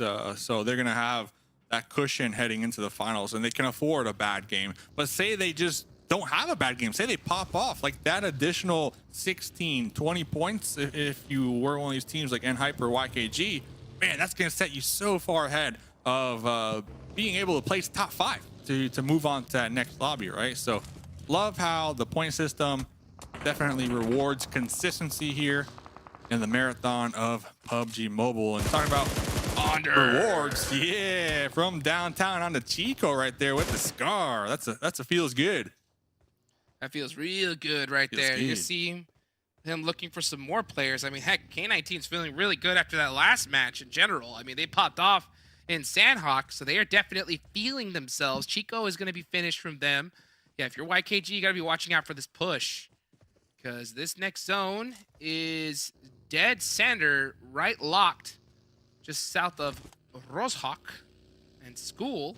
School's a great position to take. Yeah, and NHyper, of course, right? The team that is most known for their calculated rotations is going to take it. Calculated. And the skirmish that we're seeing with YKG and K19, that's going to be up here in the Yesnaya Fields. Both teams kind of recognizing the danger of getting pinned down over here. What happened? Lots of danger. Oh, Look at this danger. backup. It's the Look at danger 24K. zone. Puppeteers going to be making their way on through that Roshawk area. You still got men of 4 making their way through Pachinki. Still 15 teams alive here. Not sure 15 exactly teams what's going alive. on in the chat, but we appreciate everybody tuning in here tonight. Things are looking good. Let us know, who do you want to win game number 2? As James, wishing they can take those shots back. He saw something. He saw something, and Adying left a little bit hanging out that window, and did get pieced up a little bit. Man, that's so crazy. It's like you're in a building just scouting out. All of a sudden, you just see yourself get beamed. Your heart rate jumps like at least 40 BPM, Dave, instantly. I'm looking forward to next game. YKG. I'm on the YKG hype train today. If you haven't noticed, Hot Jukes, you know, I'm picking on for everything. But talking to Fears, I know one of their pain points have been Vikendi, and they haven't been able to actually play any Vikendis because of the rotating lobby. So they will be playing Vikendi today. And I know for a fact they've been really practicing that map in particular to tighten up those Vikendi rotations. So that is coming up next. We still got this game still very early on. But the from Men of 4. There's On no Potato Hill. right now from any one of these teams. These teams are chilling. They are not looking to make any mistakes. This is one of the final weeks, final games left. They're trying to put up as many points on the board, and this zone is definitely a fun one. These teams have played this circle like this so often, and if you're Soulfly right now, you're not even worried, right? You're just worried about how am I going to get into this zone? Where is the buggy? There it is. Potato Hill is in play, and Men of 4 has it, so that's going to be interesting to look at. I think Phoenix is going to look to take it sooner than later, so Men of 4, you better have your eyes peeled because some squads are coming. Better be doing some type of peeling up there on Potato Hill. Phoenix Esports looking to double back to where they came from. Soulfly is just, you know, just living life down there. Just living life. Same thing with Exotic from WALLSTREETBETS. Remember, those 2 teams were clashing very early on. Both players still alive, as we see in the Elim feed. Versa on the Panthers, but a big push right here to claim Potato Hill, as we predicted. Phoenix looking to take it back and put their flag at the top here. Men of 4 backing off, retreating just a little bit here, Hot Jukes. Uh-oh, looks like the Chosen got caught in Roshawk. Possibly away from that rotation as they took off. Dead center, blind rotation, out of there. Phoenix, Rushy with 4 eliminations. So, man has been popping off today. Masood. That's a sick buggy, by the way. I just saw it. I don't think I've had that skin. That's nice. Talking about nice. K19 still just on the tail end of YKG and BOPE out there on that east side, as we're going to start to see the Elim feed pile up here very shortly. A lot of action erupting, a lot of teams trying to find somewhere to call home for the time being. MEZEXIS have been in apartments for a hot minute now. Looks like they are going to be scouting NHyper. Remember, NHyper, they pulled up into school very early on, still going to be holding it down. But MEZEXIS in the feed onto Puppeteers. This is going to be happening up there in the north, Hot Jukes. There it is. Puppeteers. Uh-oh, yep. And MEZEXIS getting into it. And Fang done for. So Puppeteers splitting up, taking an apartment each. And that did not work out. So we got to just Dong out on the off angle. Gonna have to hold it down by his lonesome there because I don't think his teammate's gonna make it towards him. Sometimes that's all you need, Hot Jukes. That's all you need. And a dream. Rin, look at Rin's position. Very interesting here. That forward scout going to be right between Excuse and MEZEXIS and Puppeteers, holding down the hilltop with a little shack over there. He's got the Lambo. Ooh, and the Lambo as well. Looking around, trying to find some angles. That's a Koenigsegg right there. Beautiful vehicle. Let's see what Rise can do. Throwing some nades from downtown, trying to catch someone in this next zone. Look at these guys' eyes on GK first. Oh, yeah, they're going to blow up that vehicle. So GK first, definitely going to have to take off immediately. Uh-oh, gets pieced up. He went the wrong way. Still and alive. it is not looking good. Yeah, that vehicle is now completely gone. And GK first is stuck wide out in the open. So really rough for NHyper. They really wanted that vehicle gone, and looks like they were able to accomplish that. We have a lot of fights that are like right on the precipice of erupting, you know, right at the cusp of just that boiling point. Just hasn't happened yet. Now it finally looks like Phoenix looking to push up just a little bit. Some smokes right there, some soft cover. But all these players kind of trying to hold down their current positions for the time being, waiting to see where this next circle takes us. And there is the pop. Looks like Metaphor and Phoenix will eventually have to clash it out here. Golden Eagle's in a great spot too for the time being when it comes to like being able to backstab a couple teams who will be somewhat nervous. But over here, Metaphor finally getting pieced up over here. Oh, nice shots from Alf there. Beautiful peek. Just spraying through, thinks he saw something, sees another player there, and Metaphor gonna go down sometime this week, and finally on the last bullet, the knock does happen. You got him. And yeah, he did get him. That's over here on Potato Hill, so they just need to get these flushes and get moving quick, because, I mean, yeah, this zone is coming. Yeah, looking to flush it out with a grenade, and then you got Ronnie in the US trying to get the run over. As, looking around. Okay, there we go. Looking around the edges here. We still got YKG in a really good position when it comes to gatekeeping, K19, and possibly BOPE as well. So a couple teams over there on the east. And then, of course, going back to apartments, MEZEXIS, Golden Eagles, Puppeteers. I'm looking at NHyper. I'm curious to see how and what the plan is for NHyper to retreat out of their school position, as it does look like GK First was able to group back up with them. Oh, man. Yeah, but QZZ getting beat up. GK First as well. Dong now knocked. That's going to be tough for Puppeteers. Reckless in no position to help him. QZZ getting pieced up, I think, from the hill. So NHyper just really trying to make their way in here. Doing a great job at holding it down, though, for now. Dong on their knees, Kindness looking to push up the stairs, get the confirm. Reckless over here just tossing fireworks in the sky, celebrating the push from Kindness and GK First. MEZEXIS still somewhat quiet, though, all things considered, with this fight happening right in their front yard. My question for you, Dave, is who do you think is going to get top 3? Y'all guys put it in the chat as well. With this zone and this position, I'm going to end up going for YKG. I know it's going to be interesting to see where that next zone goes. MEZEXIS, not a bad choice either, as they are holding down school. Totally. Let's see Golden if Eagles Reckless getting can their hold wings down clipped right NHyper, though. Ugh. It's looking ugly. It's looking ugly. Looks like Dave's got YKG as well. So who's going to win? The casters or the desk? Can MEZEXIS survive just a little bit longer? Reckless in a nice little spot here. Cheeky angle. Letting the pickup happen, though. He sure is. He's not really living up to his name right now.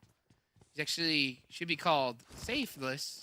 Nope, that means the same thing as Reckless. So, something less. Kindness looking for a nade. Something less. Something less. You guys in the chat, let me know Let us exactly know. what it is Let that I'm us looking know. for. Yeah, you name Reckless here. As now it looks like the duo from Hyper were able to breach into that first story. But here comes Reckless now jumping down, Uh-oh. trying to make the breach. Hyper definitely hearing the footsteps. Reckless with the DBS. He should have sent it 14 earlier. slugs ready to go here. If you knew that one of those players was knocked, you should have definitely just sent it. Wow, look at these little cheeky nades. Kindness, second thoughts, though? No, Kindness Second knows. thoughts? Ooh. Kindness knows. Reckless knows as well. Bolting out the back window just in time. Oh, Through the spotted window. though. Oh, DBS. Pre-fire's coming in hot. Reckless. Jump shot. Can't catch Kindness. Another one. Yeah, he's got to go inside. He knows it. Oh, but it's too late. GK first catches him slipping. So Puppeteer's gone. Yeah. If Next only they zone. were reckless, they could have taken him out. But talking about being reckless, pushing up. Fuego in the Oh, fire. papaya right now. Trying to toss some Oh. grenades onto best IGLNA, Joey, in the smokes for the time being. It's not looking good for YKG. Not looking good. They also have Oh, Phoenix trying to third party this too. Right over the hill. it's over Joey for trying to Joe. avoid these grenades. Little bring around the grenade action. Because now Does it looks catch like Fuego. Joey's going to be getting the attention of an additional Got boat him. player. Goes YKG.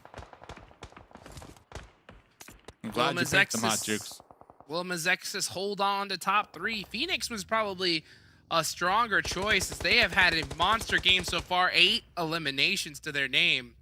MEZEXIS with 4 inactive dead center. Looking good for both these squads. Alf, though, does Sonic see the toes? He Yep. sees the head of Alf as he goes down. Diamond's waiting to make a move, though.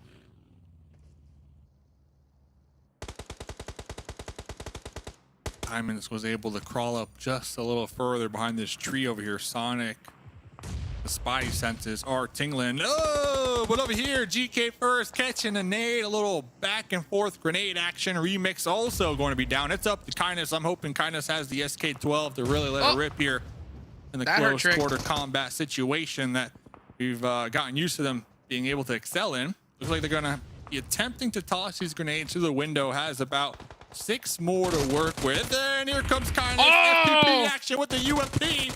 There goes Peralta. Down and confirmed. Let's send another one, Hot Juke. Send another one into the barrel, into the sightlines of Kindness right now. That's Bring what they're it on. saying. Oh, Kindness says, hold on, let me pick up my buddy first. You can pick up yours, but I'm coming for y'all. Because Kindness, right there, MEZEXIS mistimed that by just a couple seconds, and that's all it takes. So I was talking about earlier, right? You gotta make those plays instantaneously. Kindness trying to decide, waiting for his teammate. Grenade. Throws a nade. Not gonna do nothing.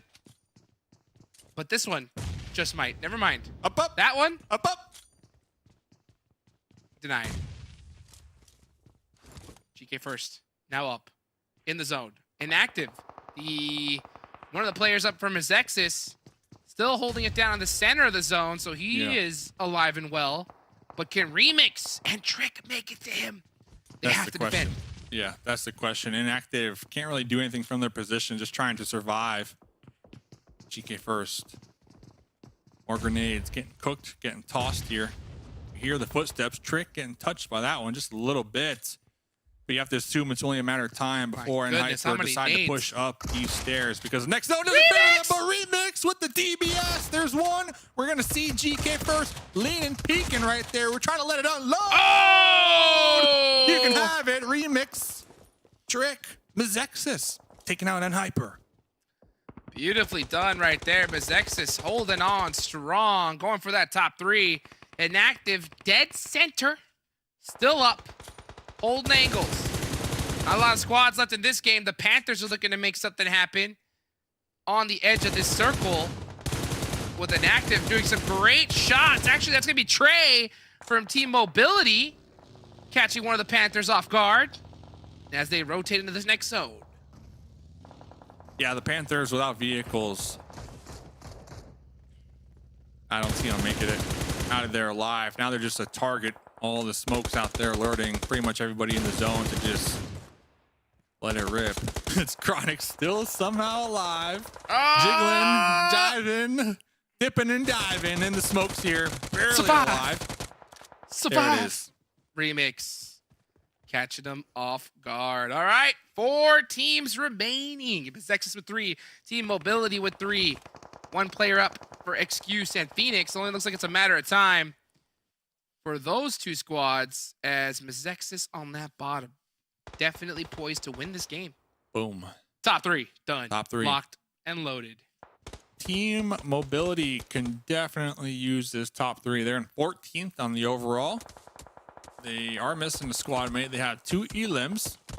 Blinky with the mini, holding down the high ground over here, relaying that intel that the MEZEXIS are going to be downhill. But Rushy Panda. saw Blinky. Panda looking at him. Okay. Rushy, look at Aggressive. Blinky. Okay. Got him. Got one. Can he get the Didn't other? get the confirm. Ooh, not looking good. Not looking good for Blinky, as he's gonna go down. 1 remaining member left up for Team Mobility, and MEZEXIS just dominating. It looks like the desk is gonna get the last laugh, at least on this game. Okay. But this is only the battle, Dave. I see you. There's still the war up ahead. I see you. Okay.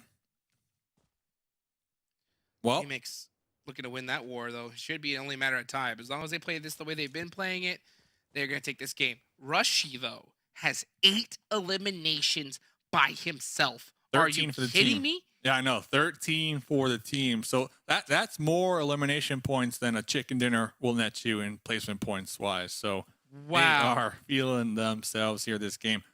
8 though, like what? That's 2 teams. That's 2 teams taken out Unbelievable. at your hands. Rushy, does he see Trick? Oh, he saw something. Somebody sees him. Oh, Rushy now on the move. As the full announcement has been made. Rushy actually full body Whoa. peeks and almost bodies Trick. Not scared.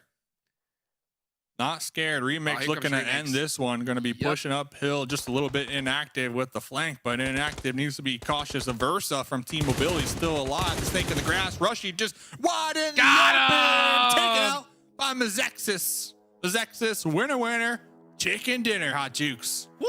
Beautifully done from them. I mean, they were holding that apartment complex and just got it done there. I mean, they held it against, what, how many squads? It was absolutely ridiculous. And Hyper there at the end as well. Just beautifully done. And this is the reason why we're talking about him earlier, Dave. Mm-hmm.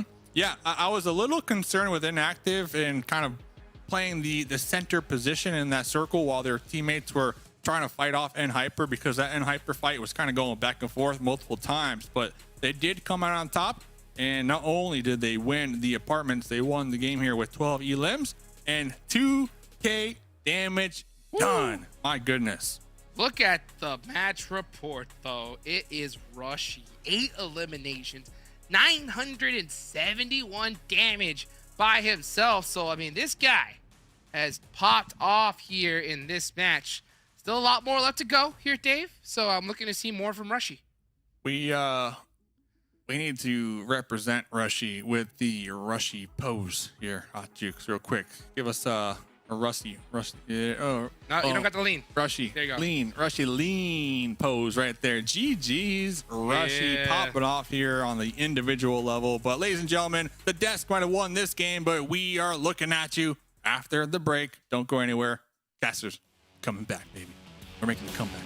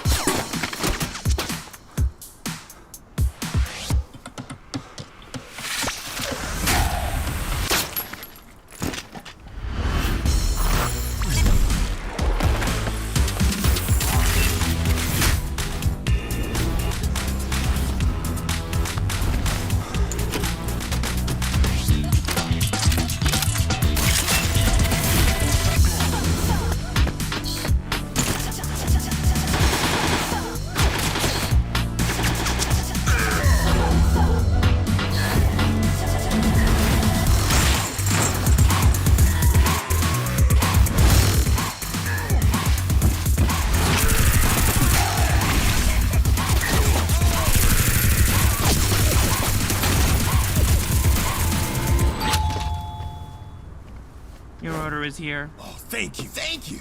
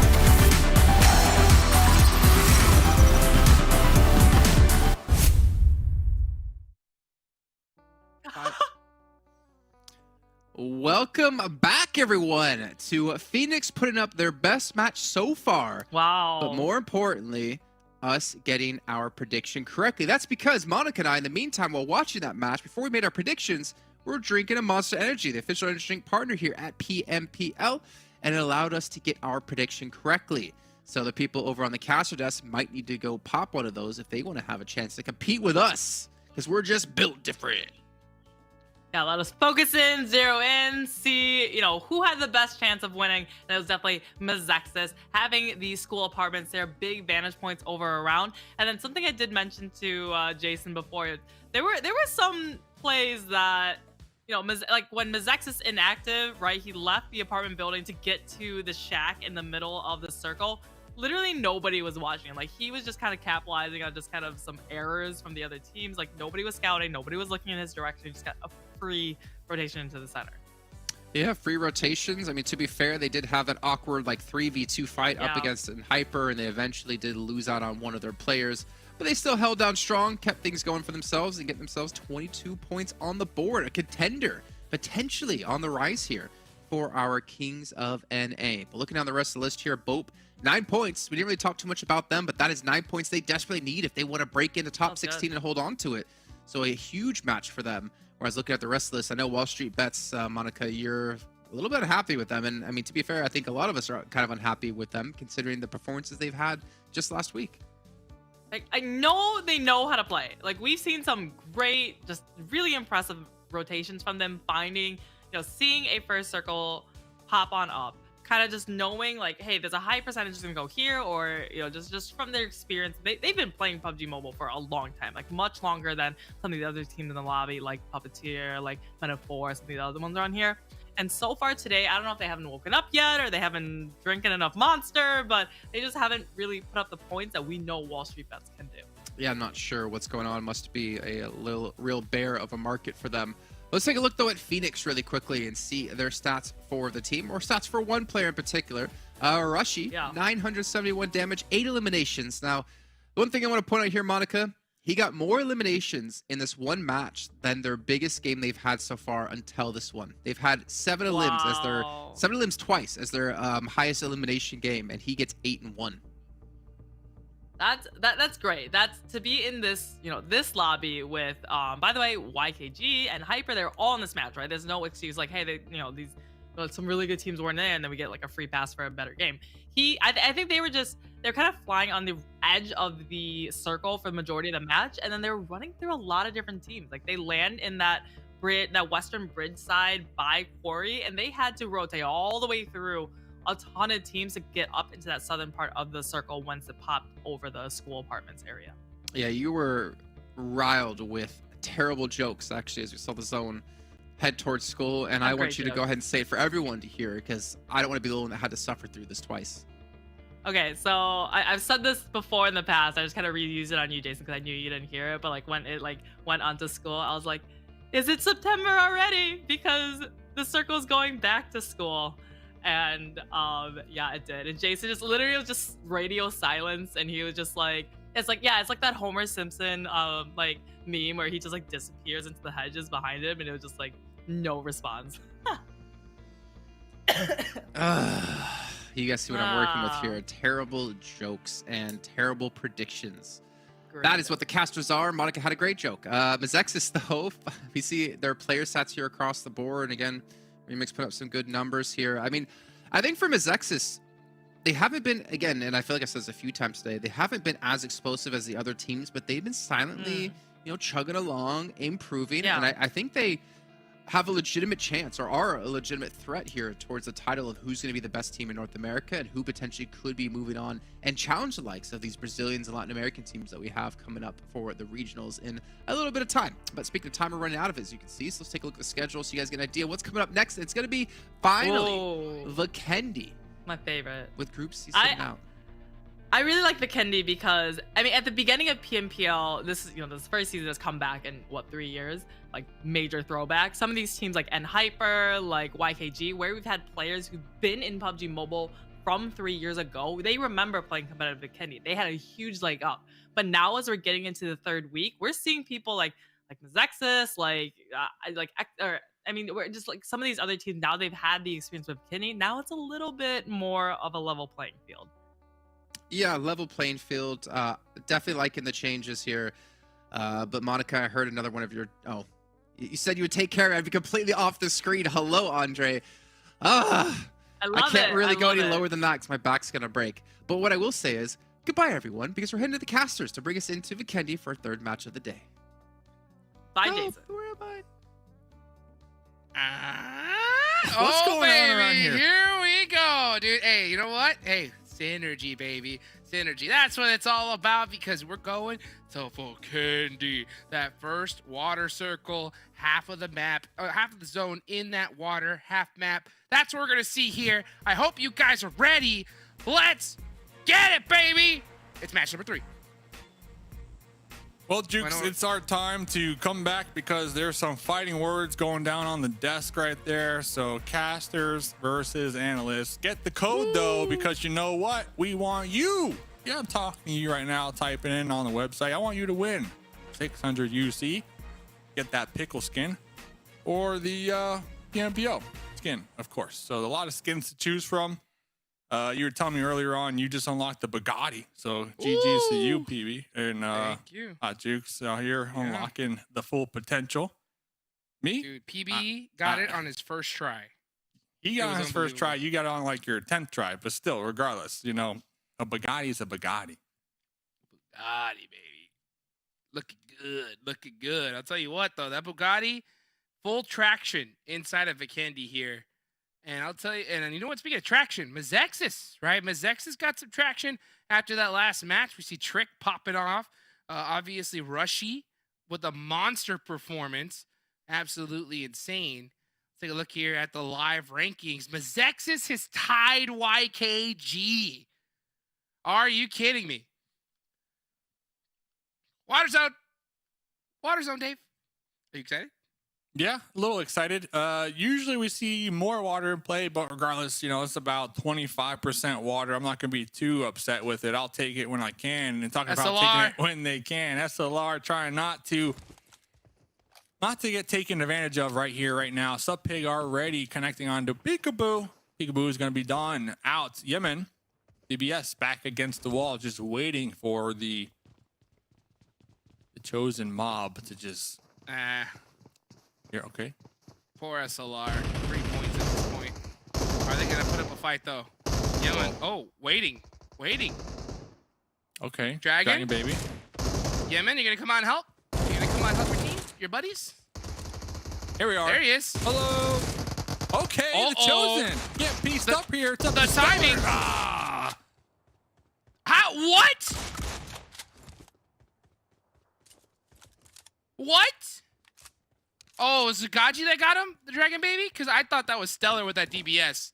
I was about to freak out. I was like, from that range? Absolutely disgusting. White Eldig is going to be Still alive. on a hike. And possibly reading one of those novels. with not Or- a gun in the game, but a dream. Oh, you know Yeah. what? He's gonna punch him We're out. going He's gonna- for Hey, send it, baby. You know what? We are going for it. Yep. It's we're like using one the of those trees novels. for cover. They're not going to see me coming. I got this boulder right here. They're not going to see me coming. They're not going to know what hit them here. Hot Jukes. Here comes the power. Oh, second thoughts. UMP. And a Wow, I G36. cannot believe the Chosen actually retreated right here. The Chosen confirmed, scared of SLR here. YLG Can't say blame has him. a weapon though. I would have liked to have seen him take some shots at that Zima.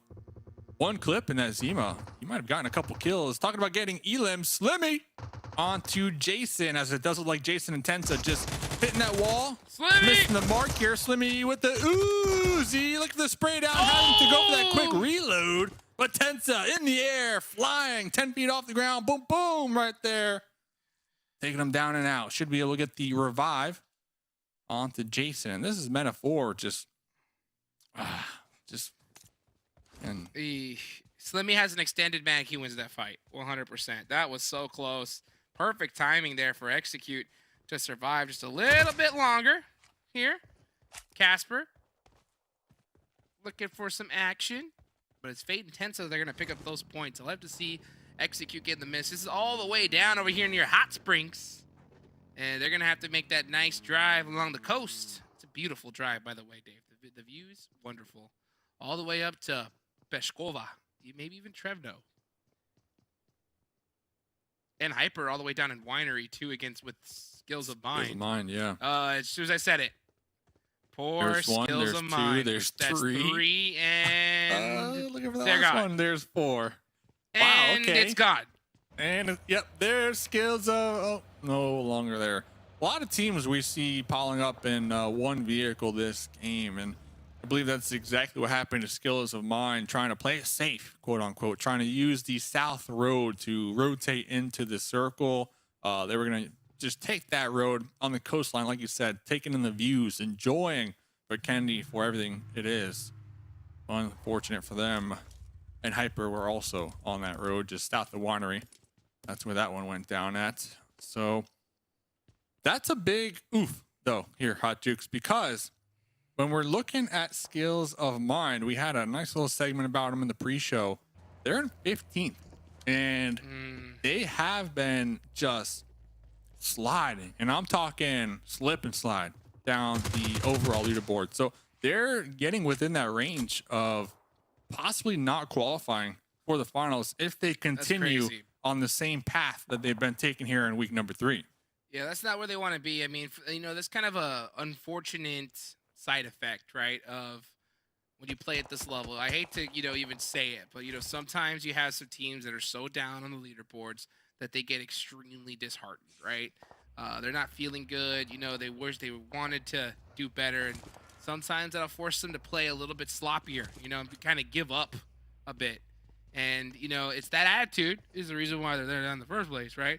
But, second from there, it really just hurts your chances of being able to hold on. And, heck, they're not out of this, right? I mean, they could still move on to that next stage, and anything could happen in the finals. So I hope that that's not their attitude, and they just, maybe made a mistake.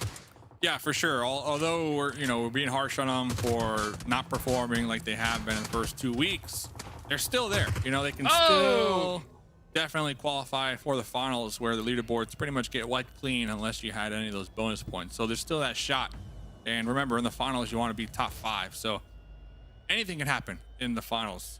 100%. Anything can happen. 100%. So Skills of Mine, although they have a couple points to work with here, there's still a good amount of games that if they don't at least try to get some type of consistent points flowing, they run the risk of being overtaken by BOPE and Angry Amateurs, 2 teams hot on the trail of that 16th and 15th position. BOPE was doing pretty good last game, right? They took out YKG, so Yeah. they got to be feeling pretty good about themselves inside of their minds right now. The zone is going to go up north. Will it continue to hard shift in that direction, or as it happens most likely in Vikendi, will it just center up and continue to center up until the end? Talking about feeling I'm a- good, we saw right there Tensa this week getting a voice pack in the game alongside Wow. Shifan right there. So that's massive for esport players, NA ones too at that. So GG's to them. I know we were talking about that UC unlocking the Bugatti, the pickle skin, or even the PMPL crate, but make sure you check out the voice packs as well here. As Joey, if they had a voice pack, will be like, hey, you guys push over there, do your thing. Joey's got this one in the bag. Cooking the grenade, looking for that ricochet off the boulder. Huh.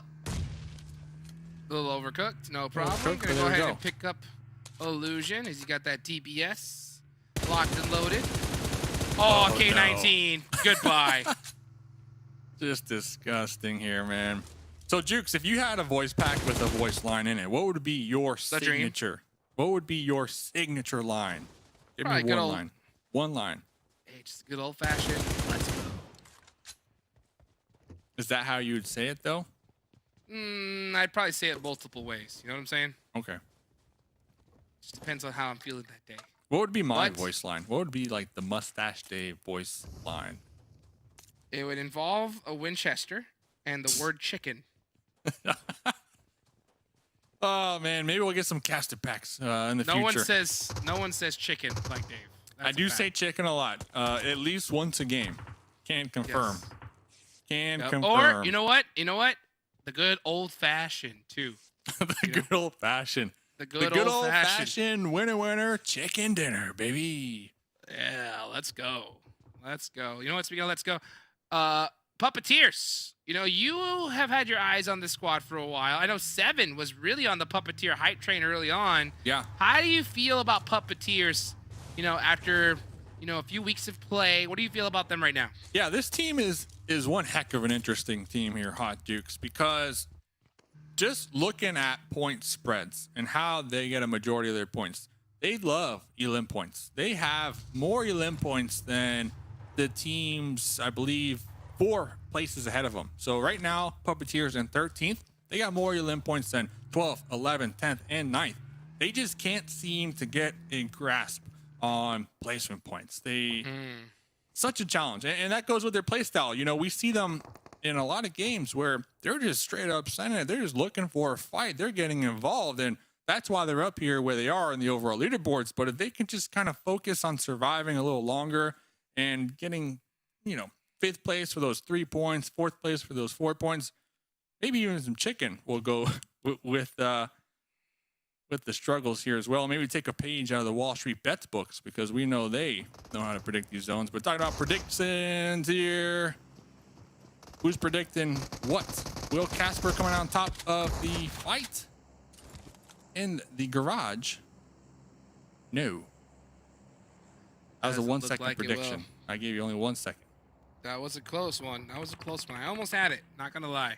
I will predict that Angry Amateurs will not make it out of this building alive, and we'll see if that will come true in a matter of seconds. So far, looking like it is possible, unless the Chosen head this way. What is the question of the game, by the way? Because I want to get on the same page, you and I. You know Same what? Let's do page. it. Let's do it. We're gonna put our minds together to beat these desk analysts and hosts. For sure. That's right. And put there's more than one, but there really is just one Oh, each. Masood. But the question is, who will win the map, Dave? This is a hard one, right? Okay. Who's gonna win the map? MEZEXIS looking in trouble. YKG looking to get that revenge. Trick already down. Fears behind the boulder within grenade range. Chico Uh-oh. trying to get these heals up before making the breach with the double barrel shotgun remix. Also with the shotgun on the outside of the concrete active caught building. Joey. Cooking a grenade, looking to toss it into the doorway. I believe missing the mark. Oh, it's actually going to be tagging up Chico to about 50% HP. But listen, Jukes, you got to watch out for 24K in the back line, looking to get the surprise sneak attack. But they were spotted from Diamonds, from Phoenix, a completely different squad. There goes that plan. Third party just making things that much more difficult as 24K does go down to Phoenix Esports. That's going to give MEZEXIS a whole lot of room to breathe here. Chico all up in his lonesome in a shack with a dream to take out MEZEXIS. Gonna have to do it by himself though, because all things went wrong for YKG. They do have 5 eliminations, but man, these early engagements, them getting caught in third parties has really been their downfall. Peralta tossing a couple smokes. Maybe a fake out. Make them think they're making the breach. Uh-oh. Try to get those audio cues going. Chico, though, not moving a muscle. Just preparing for the battle. The real shotgun in hand. Looking at the doorway. Door's wide open. Here comes Remix. The real shotgun was not in the hand. The grenade was. Chico! He Taking tried. down and out. A quick in and out job right there, Hot Jukes. See ya. So, man, everything went wrong for YKG there. They only have 1 player up left, and he's going to go try to hunt down possibly some thirst. Let's see where this next zone's going to go. Send her on up. As is SLR. tradition. White LG. Boom. He's going to get it. He's going to get the zone. Boom. The romantic novel. It's in the book. It's written. Bow. Cosmodrome. More time to read right there, for sure. For sure. 19, K19 also have a solo. So who's going to win? Who is going to win? I know we don't have to throw out our predictions quite yet, but not YKG. Not YKG. That's for confirmed. sure. And Hyper down in the south, maybe. Gonna be Maybe. hard. Well, dope in a interesting position. Oh, with dope or 3 big players. chillin'. Yeah, north of Cosmodrome, nothing but breathing room for them for sure. Let's see what Den Hyper can do here. They have all 4 up. How are they going to rotate? How are they going to set themselves up? I think that's going to be a real big question mark. I hope those people, those hosts, don't pick the same picks as we do. You know what I'm saying? Yeah, they're definitely. Hopefully, they're not listening to who we're Yeah, gonna pick. Because if they're honestly. listening to our strategies, I mean, that's just That's not right. That's right. not right. Oh man. So I know we don't have to pick yet. Next circle we'll have to Hey, the make that Chosen? decision. But The Chosen have 4 up. They have 4 eliminations. Once they start breathing good, how about 3 minute 4? points? Steve-O! Taking them. Taking them. Take them while you can. So the Chosen, they have a couple angry amateurs to the north. They have wanted vigilantes to the south, and then team mobility right over there to the west. So they are somewhat surrounded. I know they're in a safe compound for the time being, but this is right there on the edge. Like the blue zone is going to be touching them any moment now. I do appreciate how they park their vehicles though, keeping those things full safe, ready to go, locked and loaded, gassed up, juiced up, ready to send it leapfrog into that next compound moving forward if their current spot is not favored. But a lot of teams right now, Jukes, kind of just buying their time, just waiting it out, waiting to see where this next local goes. And let's see where it does decide. Will it center up once again, or will it make things ever more difficult? We can see Fang from Puppeteers taking some nice little pop shots off, and Hyper have the whole squad up with 5, Chosen up with 4. Looking real good here in this match. I'll tell you what, you know, in Hyper, they're searching for that high ground somewhere. Even though they're on the south side of this map, they're looking for it. MEZEXIS is before the happy storm. with their elims up against YKG. YKG still have ears open for years. Oh my gosh, it in Hyper, of course. Get lucky with the hard shift right onto them. That's going to help them out. So now not too much movement really needed. White Elegy still trying to hold on for a little bit longer. But Dope, Phoenix, MEZEXIS, and BOPE are all going to have to fight their way into this next zone. Yeah, BOPE clashing with Hyper is definitely going to be the deciding factor for these teams down here in the south. Whoa. We're hold up. We get first dibs. Jukes and me. Relax. We sure first do. Dibs. We We sure get first do. dibs. Who are we picking to win this game then? Let's pick it right now. Let's see. I mean, I think Hyper is going to be tough to beat here, Dave. All right. Tough to beat Daster's indeed. going with Hyper. Yes, you got to pick something else. Come on, make it spicy. And talking about spicy, PANTHERS letting these slugs just ring through the window down to just 4. Skur. Only 15 bulls left in the UMP. Stellar on the outskirts with awning. Just letting it rip. Taking down angry amateurs. Angry Amateurs getting finished out there. That's more points for the Chosen. Chosen looking pretty deadly right Still now. 4 up. Definitely don't sleep on them. They're outside of this zone, but if they're able to fight their way in, I mean, they could definitely take this one away. 70 limps. Wow. Couple loot Good crates start. to go with it. Fresh vehicles ready to go. Not looking too shabby. Not looking too shabby. Let's see what the Chosen will do here in this situation. They're gonna have to go through Team Mobility Gaming. Let's see, Peralta up on top of the hill. QZZ shooting onto BOPE now. Hyro trying to get back to his teammate. Looks like he will be able to recover for the time being. Things are starting to get intense though, folks. Get your popcorn, get that monster energy ready, because things are starting to heat up in Vikendi. Yeah, that was that battle we were kind of alluding to with Hyper having sightlines down that frozen river. It just makes it a deadly push. Talking about being a deadly push, inactive, using the Boulder and Zima for cover with the M4, peeking their head up right there, letting some of the bullets ring true. Ronnie still out there in the blue. Has a little tree for the time being to avoid the sightlines, but Ronnie pinned down from Peralta. Papa Blue, Papa Blue. Oh, hold up. Saw a grenade over there. Wow. And there goes Phoenix.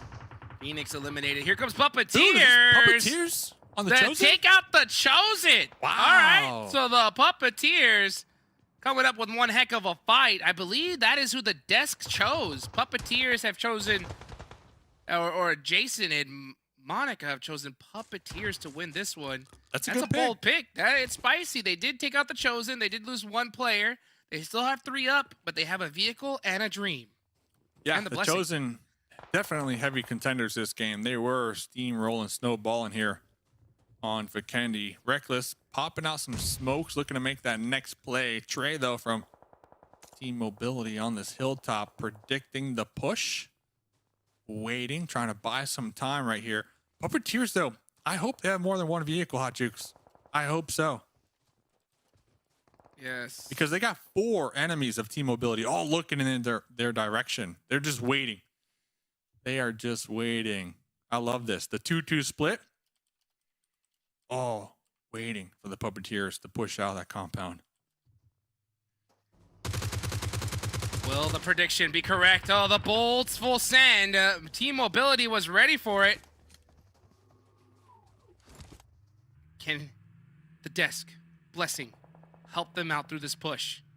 It's going to be a tough one. Team Mobility looking to open this one up. Trey trying to find that grenade. Ooh. Not able to get the mark.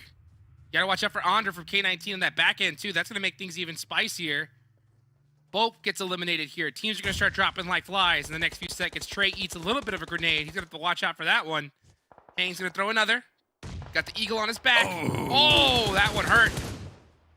Puppeteer's in big trouble, though. Blinky finding that off angle from Dong. Can Hang make it happen?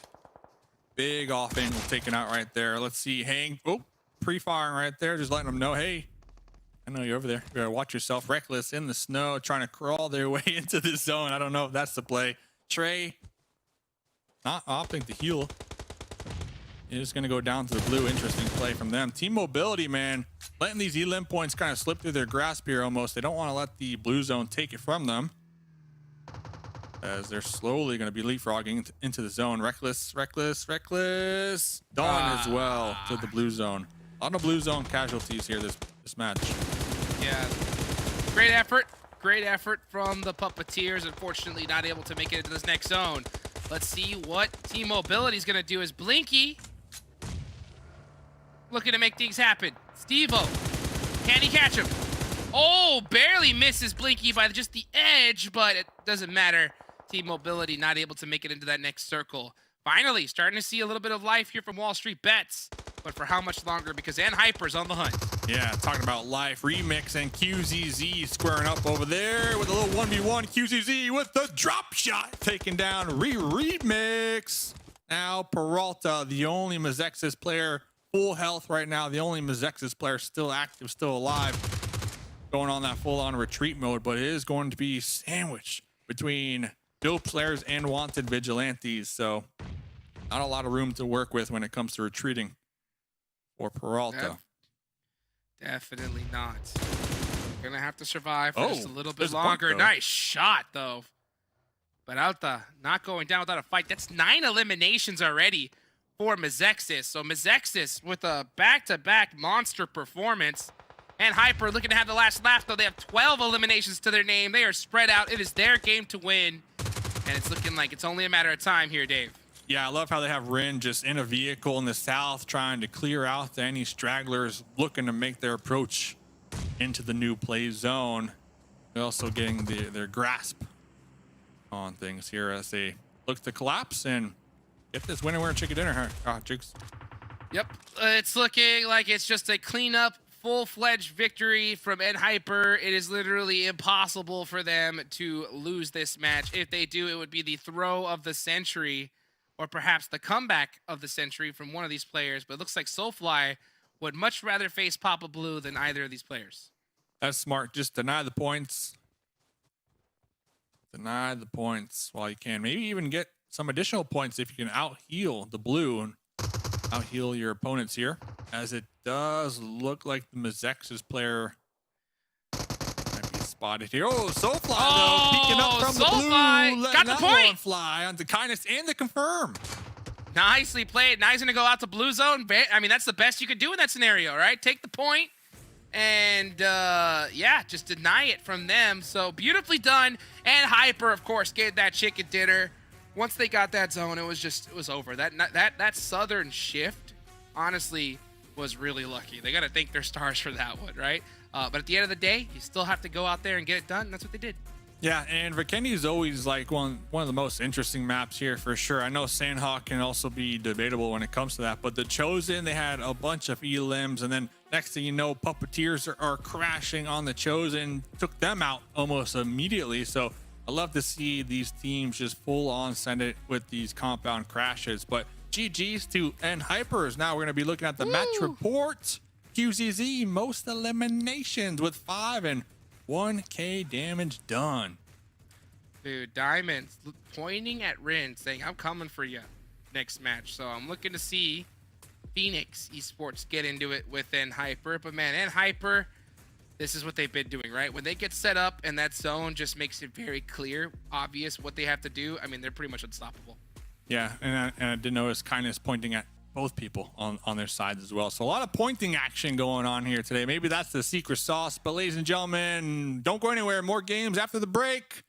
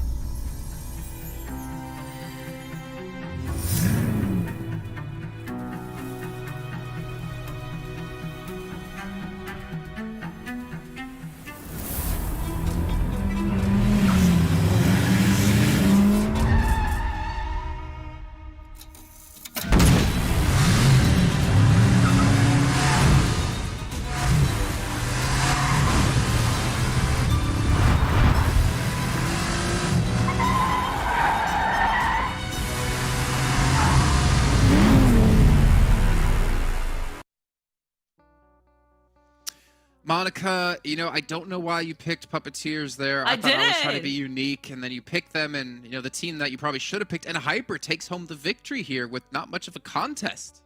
I 1,000,000% picked NHyper, and then somehow Hot Juke said in our chat, Monica has to pick Puppeteer. Then Broadcast was like, okay. No, I definitely picked NHyper, because I definitely knew that they were going to win. We don't like liars here on the show, Monica. It's unfortunate. I thought you were better than that. Let's take a look before we get into... I just love watching you get so mad at me. It's great. Monster Energy, our official enriching partner here at PMPL. You can tell she's definitely had one because she's riled up and she's ready to go. And we still have 2 matches yet to come today. Anyways, let's take a look at our match rankings here. NHyper take home 24 points. But to be fair, right, MEZEXIS getting themselves 5 placements, 9 eliminations. They have been playing pretty damn well today. Yeah, that's. I mean, so Ed Hyper, like when the circle came onto them and they were on that kind of that thin side of the circle, I definitely, and just seeing how far away the other teams were, I knew they were gonna have really great control of that circle. Also, Ed Hyper, Vikendi, it's their second best map. They usually average around 11.5 points of Vikendi. So this was, like, 24 points is definitely gonna improve that up there. But Wanted Vigilantes, they definitely had some pretty good fights throughout the match. And the Chosen, the one that we really highlighted 2 days ago for rising up, doing way better than in the third week. And then here, even though they finished like 9th or worse, getting 8 elimination points and putting themselves up in 4th place overall in this match. Yeah, I mean, I think we're really seeing the change in format really affect how teams are starting to play here, because so many teams are just going for those eliminations. I mean, Super Laser Reflex, it seems like every single match they just look to hot drop someone or fight someone right off the bat, but this time they get their placement point in, which is fantastic for them. Looking down the rest of the list, those skills, Amine unfortunately 0, BOPE again 0, MENA 4 0. 3 teams here that desperately need points to have a chance to get into our top 16 or maintain a top 16. And then K19 Execute with just 4 points apiece. So a little bit unfortunate for some of these teams out there, but it is Vikendi. It is definitely a little bit tougher for some of the newer teams than the older teams, because they're more used to playing on this this battleground quite a few more times. But Monica, you know, at some point in this segment, I do want to see the general overalls. But before we can get to that, we obviously need to focus in on our winners, because N Hyper, their player stats here, they have, I think it was 3 people in the top 5 for MVP, and they're continuing to just letting it rip here. Yeah, QZZ on the left, like he really just went ham, right? Like he had the most eliminations, the most damage out of everyone in the lobby, and only seconded by Kindness, Rin, and then GK first as well. Actually, kind of surprising to see GK first as the lowest here, but I guess, you know, I feel like the players on this team are just competing amongst themselves to be like, who's gonna have the, you know, the most eliminations, and I guess this time it was, you know, QZZ that was shining along with Kindness. And that's something I've been saying a lot when it comes to PUBG Mobile this last year, if I'm not mistaken. I think we're seeing a rise. The teams who are excelling and playing the best are the teams that have anyone on that roster that can pop off, that everyone is just generally really good. Instead of having that one star player on your team who you look to carry you through, no, you depend on everyone being a star player. And NI Hyper, I think that's one of the reasons why we're seeing them so high up in the leaderboards. But it's come down to this now, Monica, right? We're past the halfway point of this day. We're past now the halfway point of this final week. Let's see our overalls from the entire event so far. And again, this is all about top 16 and who makes it into the finals. And N Hyper already 41 points in the lead over YKG. And they, well, I mean, before this match, it was like 7 chicken dinners, but they're catching up a little bit on the chicken dinner side with YKG, to the absolute horror of YKG. So even though YKG, they have, I mean, they had way more placement points, and Hyper is now catching up. Like it was much higher. Now it is what, a 13 difference in placement points, and then the limbs, they are just miles and bounds well ahead of YKG for those eliminations. Yeah.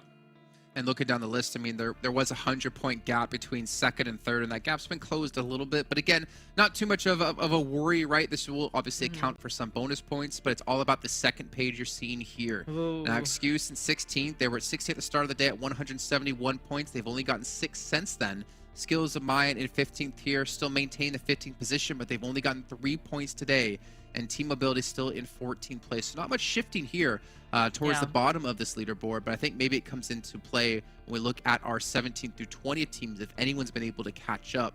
Because going into today, there was an 11-point difference between Excuse and BOPE, and now we're seeing, well, less than that. It's a 9-point difference, or 8-point difference, but 8-point difference. It's really anyone's game right now, and this is the worrying thing for me, is that like BOPE, if they have a good match, if Angry Amateurs have a good match, and Excuse can't rise up, then they're going to be knocked out, and then Skills of Mine is going to be the one focused on next. Yeah, it's. I mean, anything could happen, right? It's not improbable for one of those bottom teams, though. What if Metaphor just popped off? I mean, they've gotten a chicken dinner before. They know how to win. What if they got a chicken dinner, had another great game, and the teams right above them just did, went out earlier, just didn't really do much? Then we would see this shift around quite a bit. But it's definitely this is the most interesting part of this show so far. It's like, how will these teams finish out in top 16? And this is the tough part, is that if you're one of these teams in this situation, how often have you been in a situation like this before, where you're trying to fight to qualify into something, Obviously, into an event is one thing, but qualified into a finals, what do? Do you change up your play style? Do you just play the way you've been playing? Well, I mean, technically not, because the way you've been playing hasn't been working for you because you're not technically in our top 16. So what changes do you make then over the course of these next, 10 matches potentially? 9 to 10 matches you have left? Do you start to play more aggressive? But then if you're aggressive and you go out early, then you're even farther behind. There's just so many of these variables floating around that they have to make a decision at some point. And we've already seen Super Laser Reflex do that because they're looking for the fights early, knowing they need a ton of points. And, well, you know what? Something's going to have to give eventually. But let's take a look at their schedule since we have 2 matches left to come today. I can tell you one of them is going to be Erangel and one of them will be Miramar because I am a genius, except when I do my predictions. We have Group B going to be sent out this next match. Okay, I was kind of hoping for Miramar next just because we go from such a cold place in Vikendi to the really hot deserts of Miramar. But I guess we're going back to Erangel. So, those players that did really well in the Erangel, like MEZEXIS, I think they were the ones that won that. This will be kind of fresh on their mind to be playing Erangel again. Like it is kind of hard for players to be like, okay, Erangel, Sanhok, Vikendi, just like trying to remember what happened in that previous map versus like playing like 3 Erangel in a row or 2 Miramar in a row, something like that. Well, you guys are watching here. We still have about 1 minute and 20 till we head into the next match. But while you have some time, while we're watching everyone land and collect all their sweet loot, make sure you guys fill out the survey going on in chat. Just make sure you check that one out. Click the link and then fill out everything related to the show. And obviously give some positive feedback to this man here because he's so handsome. He's so good looking. He's so fit. He hangs out with the chillest dudes, goes to the hottest restaurants. I did that backwards and completely messed it up. But also the PMPL crate still going on in the game. Make sure you guys pick that one up. It's going to be there until April 30th. And make sure to secure some of those because you know what? I want to see what you guys get. But I know what we're getting right now. It's going to be 2 handsome gentlemen right after you guys tweet and post pictures with the hashtag PMPL NA. I forgot where I was going. I know they're handsome. I know they're delicious. I don't know why they're delicious because I haven't eaten a piece of them yet. That's an adjective. Why is it a yet? I don't know. Let's get us out of here. Let's go straight to them. Hot Jukes, Dave, take it away. And we're back. Welcome back, everybody. It's Hot Jukes and Dave. We're going into Erangel. 2 more matches left today. Dave, how are you feeling? Feeling okay. Yeah, feeling okay. All right. You know what? Feeling okay, but I'm feeling good, baby. Because you know what? We got that prediction last, right? I love to see that analysis from Monica at the start, talking all this about in Hyper. I'm shocked she didn't pick them. They did definitely go for Puppeteers. The prediction results so far, a 4-way tie. So who is going to win here at the end of the day, Dave? Yeah, you got to come out strong. That's why I'm feeling just okay. You know what I'm saying? Because I only got 1 point here so far. But you know what, Hot Jukes? I like that. It's a team effort now. It's not just me picking. It's you and I, the casters versus the desk. That is what's going down today. And talk about what else is going down. UC 600 code giveaway going down right now. Take it to the bank. Let's go. 600 UC, guys. Always make sure you have the stream to the most present so you can get there just a little bit quicker. How do you do that? You gotta go. You gotta hit that little wheel. You hit that wheel on YouTube. You hit that 2x speed. It makes sure that it's sped up to the most live possible. Then it's all about who can type the fastest. So 600 UC definitely up on the line here, and a lot is on the line considering first place. Who's gonna get the most bonus points? And Hyper looking really good. YKG are not playing in this one, so that lead is only gonna get thicker. But at the bottom of the leaderboard, still a lot of contention going on. A lot of contention going on. Metaphor sitting out here this game, so they will be competing in the Miramar match. I recall Monica kind of hyping them up, saying how they really need to try to make that comeback performance here on this Miramar game so they can feel good rolling into tomorrow. SLR still in it. We got to look at SLR. I mean, this team, consistent action when it comes to the early game. So you can always count on them to provide us with something to chat about here. So respect to SLR. I'm slowly becoming like one of their biggest fans, not going to lie. But circle number 1. Is that what you're saying wow to? Oh, yeah. I mean, this is a nice one right here. So we're finally starting to deal with the west side of the map play style. Always fun to see. Maybe we even get a chopsticks finish. That'd be nice. Right now, Golden Eagles feeling really good because they have this entire side of the map to themselves. Everybody else going to have to make their way in. And Hyper always landing in that farm-ish area. They're going to get looted up and ready to go here. Skills of Mind, again, on the bad side when it comes to landing drops versus rotations. Ooh, Remix. One of the best players from MEZEXIS getting caught out early. Actually, we're seeing a ton of fights. Yeah, SLR as well. SLR and the Chosen, they hate each other. Confirmed. They just hate each other. Inactive, though. No scope. Wow. Mini. Tapping away. That'll do it. Little tappy tap tap. Tappy tap tap. Oh. Trying to gas it up here a little bit. Ooh, Diamonds M249 on the back seat right there as they are looking to close the gap onto Inactive. But in the elim feed, it's a close race, man. I thought SLR were done for, but I keep seeing them also get some knocks here on the Chosen. The Chosen super separated as well. Looks like they're trying to pull up, but SLR are full reset. Hey, full reset. I mean, they lost Baby Dragon, but they are healed up. They're ready to go. 3/4 reset. Anying. Oh, almost had that nade. He's gonna have to make a defense here. I'll tell you what, if there's any player you want to make that defense, Boom, it's baby. Peekaboo. Anying. Why do you want them to make it in defense? Hey, you know what? Because you know what? He jumps into the windows faster than anybody else. So anyone else would have been knocked at least a half second earlier. So, Stellar pulled off. Yeah, Stellar said, you know what? Anying's down. I'm out of here. Out of there. Dude, so SLR. With a dub on the With Chosen. the dub. Take The that, small Chosen. victories in life, you know, the small victories in life is That's what a you big really one. got to enjoy. That's a big victory right there if you're SLR. I mean, you're putting the flag in the ground and saying, you know what? We're not messing with you no more. The Chosen, I hope you learned your lesson. I want to see SLR do that up against YKG and Hyper now. Nah, that'd be sick. Yeah, why not? I'm going to start holding my breath right now for that. Hopefully You we do can that. see You it do that. sooner than later because, man, SLR, when they start getting hot, better watch out. Better watch out, baby. Talk Let's about see what- watching out. I got some Yeah. stats here, Jukes. Oh, you got some stats? Stats, Dave? Yeah, man, from this week. You know, I was Talk just to me. looking at some stats from this week only, week number 3. And Hyper GK first at the top, baby, when it's coming to damage, you know, for over 4,000 damage. So that's Wow. pretty impressive with 21 elims here this week. Right behind them, 24K from YKG. Over 4K damage done. And then let me ask you, I got it pulled up, but let me ask you, who do you think's in that third place spot? Just based off of kind of what we've been seeing so far. When it comes to eliminations? Eliminations, and just who do you think has like a lot of damage in the pocket in that third place? I know there's a ton of players to pick from, but we have been seeing this one player a lot here tonight. Rushy? That's a good one. That's a real good one. You're off by 1. It's Remix. Oh, Remix. That's But that's another Rushy- great pick. Yeah, Rushy is a good call as well from Phoenix Esports, definitely showing up. So pretty impressive to see these numbers with still, you know, a decent amount of games left to play here in week number 3.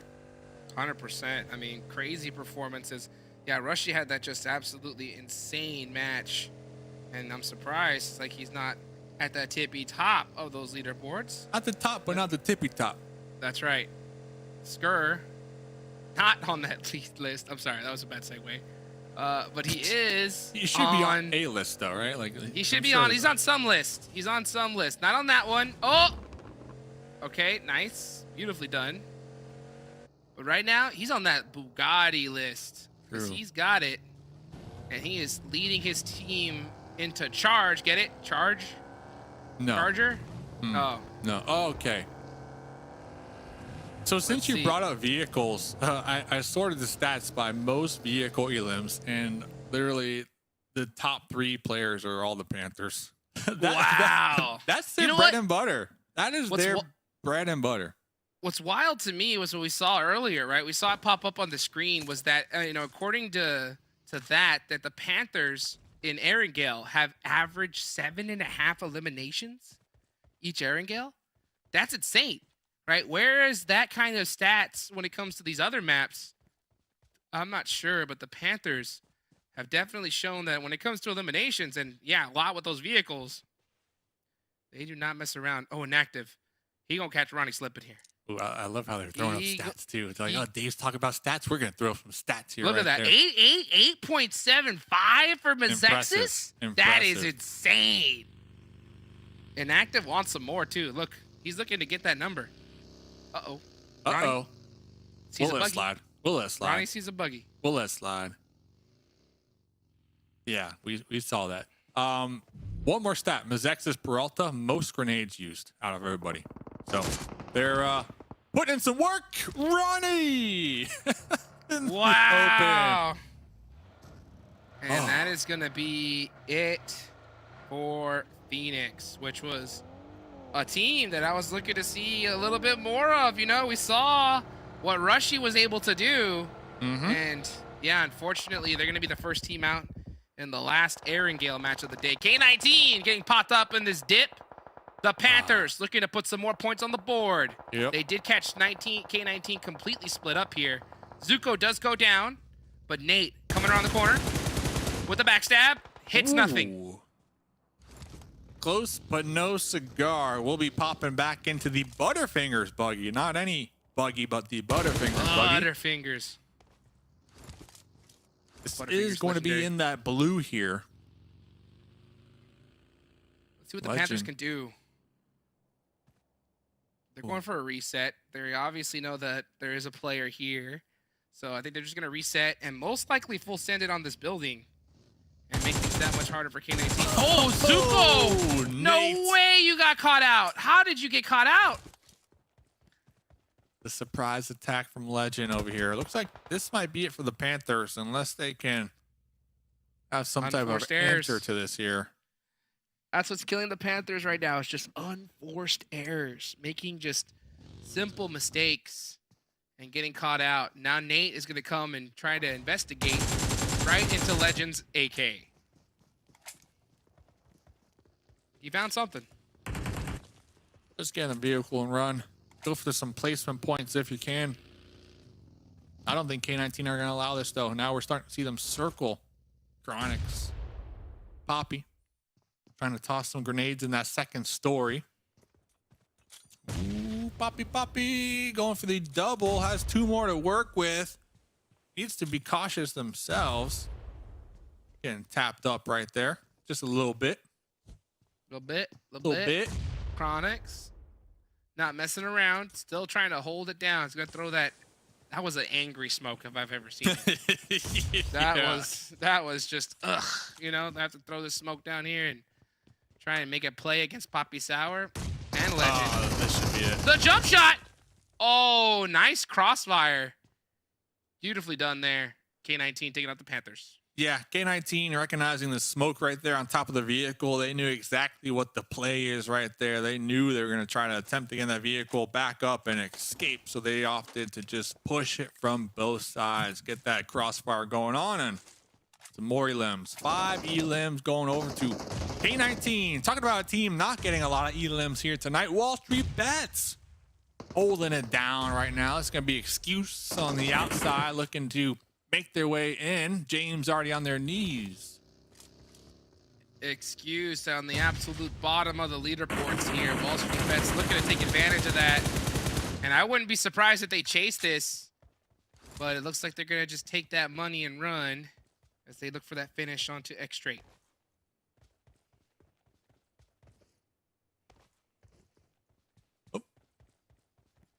There he is. Got him. We got him, boys. We got him, boys. So WALLSTREETBETS, not a bad come up for them. They haven't really had many points here this evening. So 3 limbs, and they're still going to be in a somewhat decent spot up there in Gatka. They could get a hard shift and continue to be favored. But QZZ doing some scouting. Looks like they are going to be finding Casper. Casper quickly making that U-turn, driving right on off into the sunset right now. Execute still with 4 up. They're actually going to be pushing outside of the zone just a little bit as they look like to make this. their approach here. We've seen them play this area a couple times now, Hot Jukes. I mean, it's really land, right? So they always land in Ferry Pier, this kind of spot, so they should know it like the back of their hand. And right now they're just stopping in this position, which is a great area to just get the lay of the land, try and scope things out. Don't just full send into this death field blind. And lucky for them, you know, no sight lines on this area so far. So they're just going to keep on leapfrogging until they find that perfect spot in zone. Great movement here from Execute. Very interesting game as well. Only 12 Tons of teams out. Only 12 teams, and we're only in circle number 3. So I'll tell you what, Dave. You know what? We don't talk about it enough, but we'll talk about it in a second because Excuse Kai is on fire. Talk about How it. much longer will he survive? Wall Street Bets throwing every ounce of utility they have, and they do finally get the finish. Woo! 4 mollies, 5 grenades later. Worth, Jukes.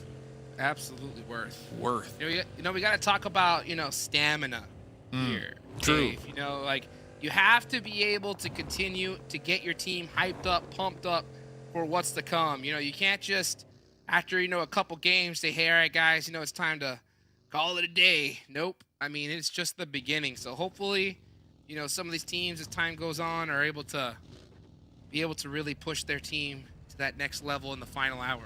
They have to ascend, Dave. Yeah, definitely understand where you're coming from when you're chatting about the marathon race that PMPL NA 2023 has been. This is the 3rd week before the finals, but you don't want to let off the gas quite yet because although you might be a team, you know, safe to qualify, you still got those bonus points on the line here, Hot Jukes. It's like Dragon Ball Z, right? You got to be a Saiyan. You have to just get more powerful as time goes on. And we're here towards the end of this final match, and Kindness is using his key to try and catch Wasted, and it looks like GK First is going to pick that one up. Great communication from the team. And now Skills of Mine, Trixie Boy, possibly looking for an off angle. I think he's just looking to run.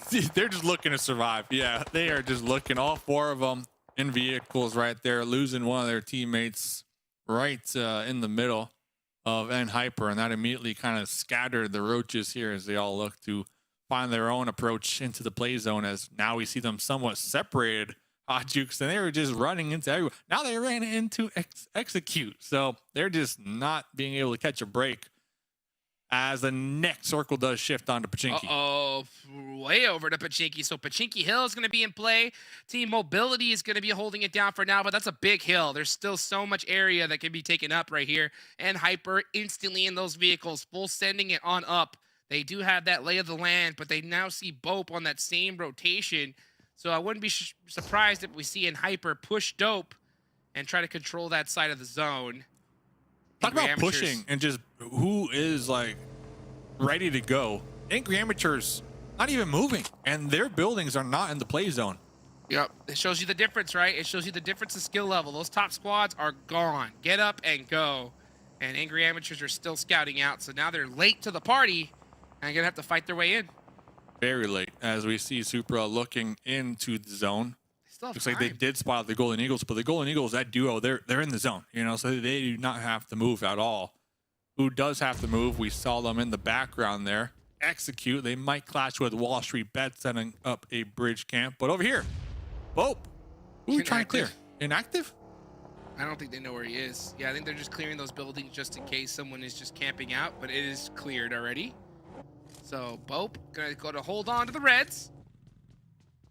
And they're going to set up here for as long as they possibly can. And Hyper, this is the hill to take, honestly. High ground. Very, very strong position.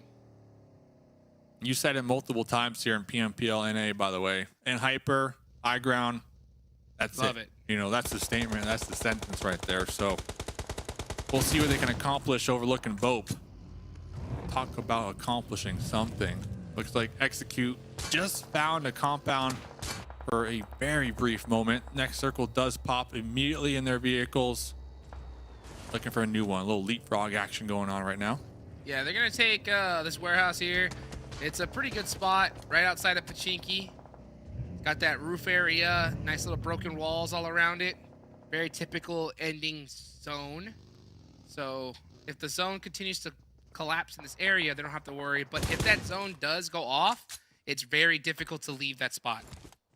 Yeah, and that's why we see them trying to make sure those vehicles are safe behind the cover and out of the sight lines of Team Mobility. And talking about the sight lines, Angry Amateurs, we talked about them showing up late to the party. Kubi looking for that really wide off angle. We'll have to keep tabs on them.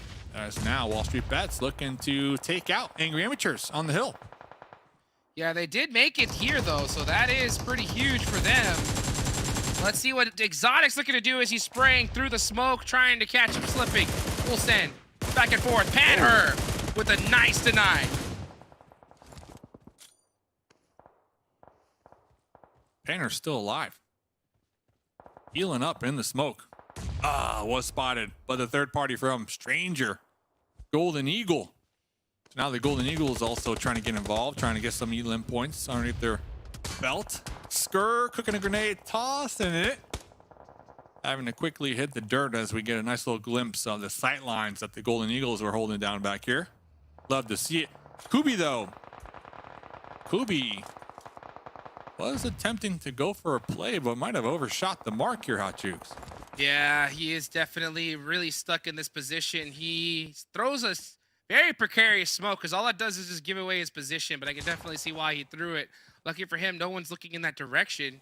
Angry Amateurs are too focused on surviving to even look this way. So, yeah, Kubi needs to start the move, and there he goes on that rotation, trying to sneak his way in, but it's not looking good. Pachinki Hill, always a great one to see. The question is, Dave. Most elims. Most eliminations, who do you think it's going to be? Who do I think it's going to be? I see Monica picked and Hyper. Jason, the host with the most, picking Execute. So See, now Jason is more tenured. So Yeah. I think Execute is going to be the pick from the whole desk. So I think maybe we are going to have to go with Hyper. Dave, what do you feel about that? you keep taking Monica's picks, by the way. I'm just calling it out. As Baby Dang popping up here right behind Angry Amateurs. Skur still alive. 1v1 between the two teams right here. Stranger versus Skur. Skur with the Honey Badger.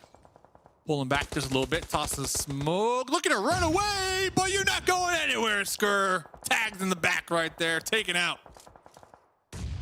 Done and dusted. I'll tell you what. Execute is on top of that hill. That might be what the play is. So I believe we may just Jason have to go said I with have to pick Execute here. YKG, so. Oh, YKG? Listen, if we're in it, we're in it, man. YKG. Not even playing this match. Not You even did say that- playing. You did say that you were picking them no matter what. All right, YKG it is. All right, I'll As, let Andre decide who I'm picking in this scenario. Yeah. And we'll get back to that a little bit Andre, later you because pick. Versa is going to go with this nade. Oh, on the baby. Stranger. Looking real good. Blinky. Is he going to catch Fate? On the move. Fate in the vehicle. Let's see what he can do. Blinky. We're just waiting. BOPE. Boop's still alive. BOPE Feels not good. pushing inactive. They're scared. You know why? 4v1. Though? They're in 4v1 scared. 17th. They're in 17th on the overall, if I'm not mistaken. So there's a lot on the line. One chicken dinner could One be the player. deciding factor. Inactive. UMP. Untouchable. What? A UMP in a dream, Dave. A UMP in a dream. And he sees Hyro. How does BOPE not know inactive's there? How do you not clear this wizard tower? How? How do you how? How do you do, Hot Jukes? Well, I do good.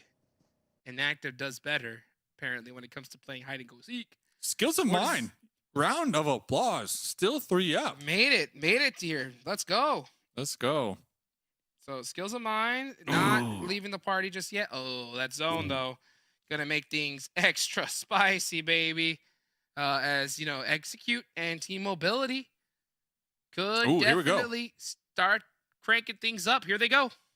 Crank it up. Jason in the back line now making the approach in the vehicle. Team mobility already set up with the defense. Oh, but Versa Oh! immediately pow pow taken down and confirmed. Pow pow.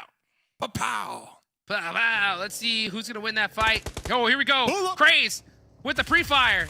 Oh, I'm gonna have to back things up though, and it's Pow. execute. Pow pow.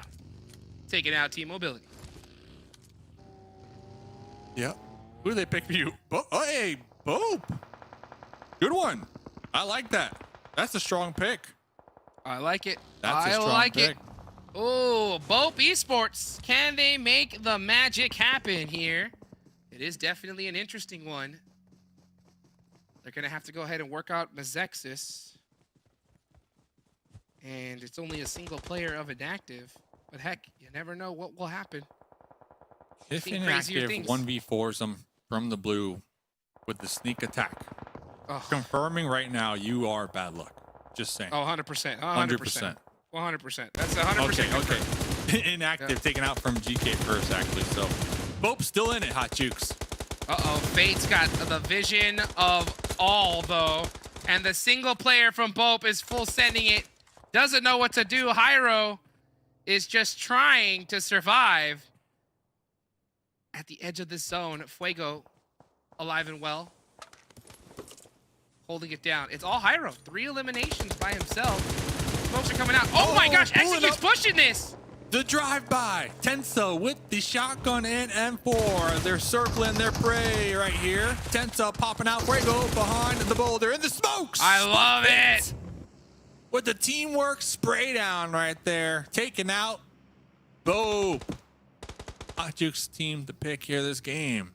Not gonna lie, beautifully done there from Execute. This is what I want to see more of them, right? When they, even though they have a dominant position, focus and take out teams. If they would have done something like this during Sanhok, they would have won that as well.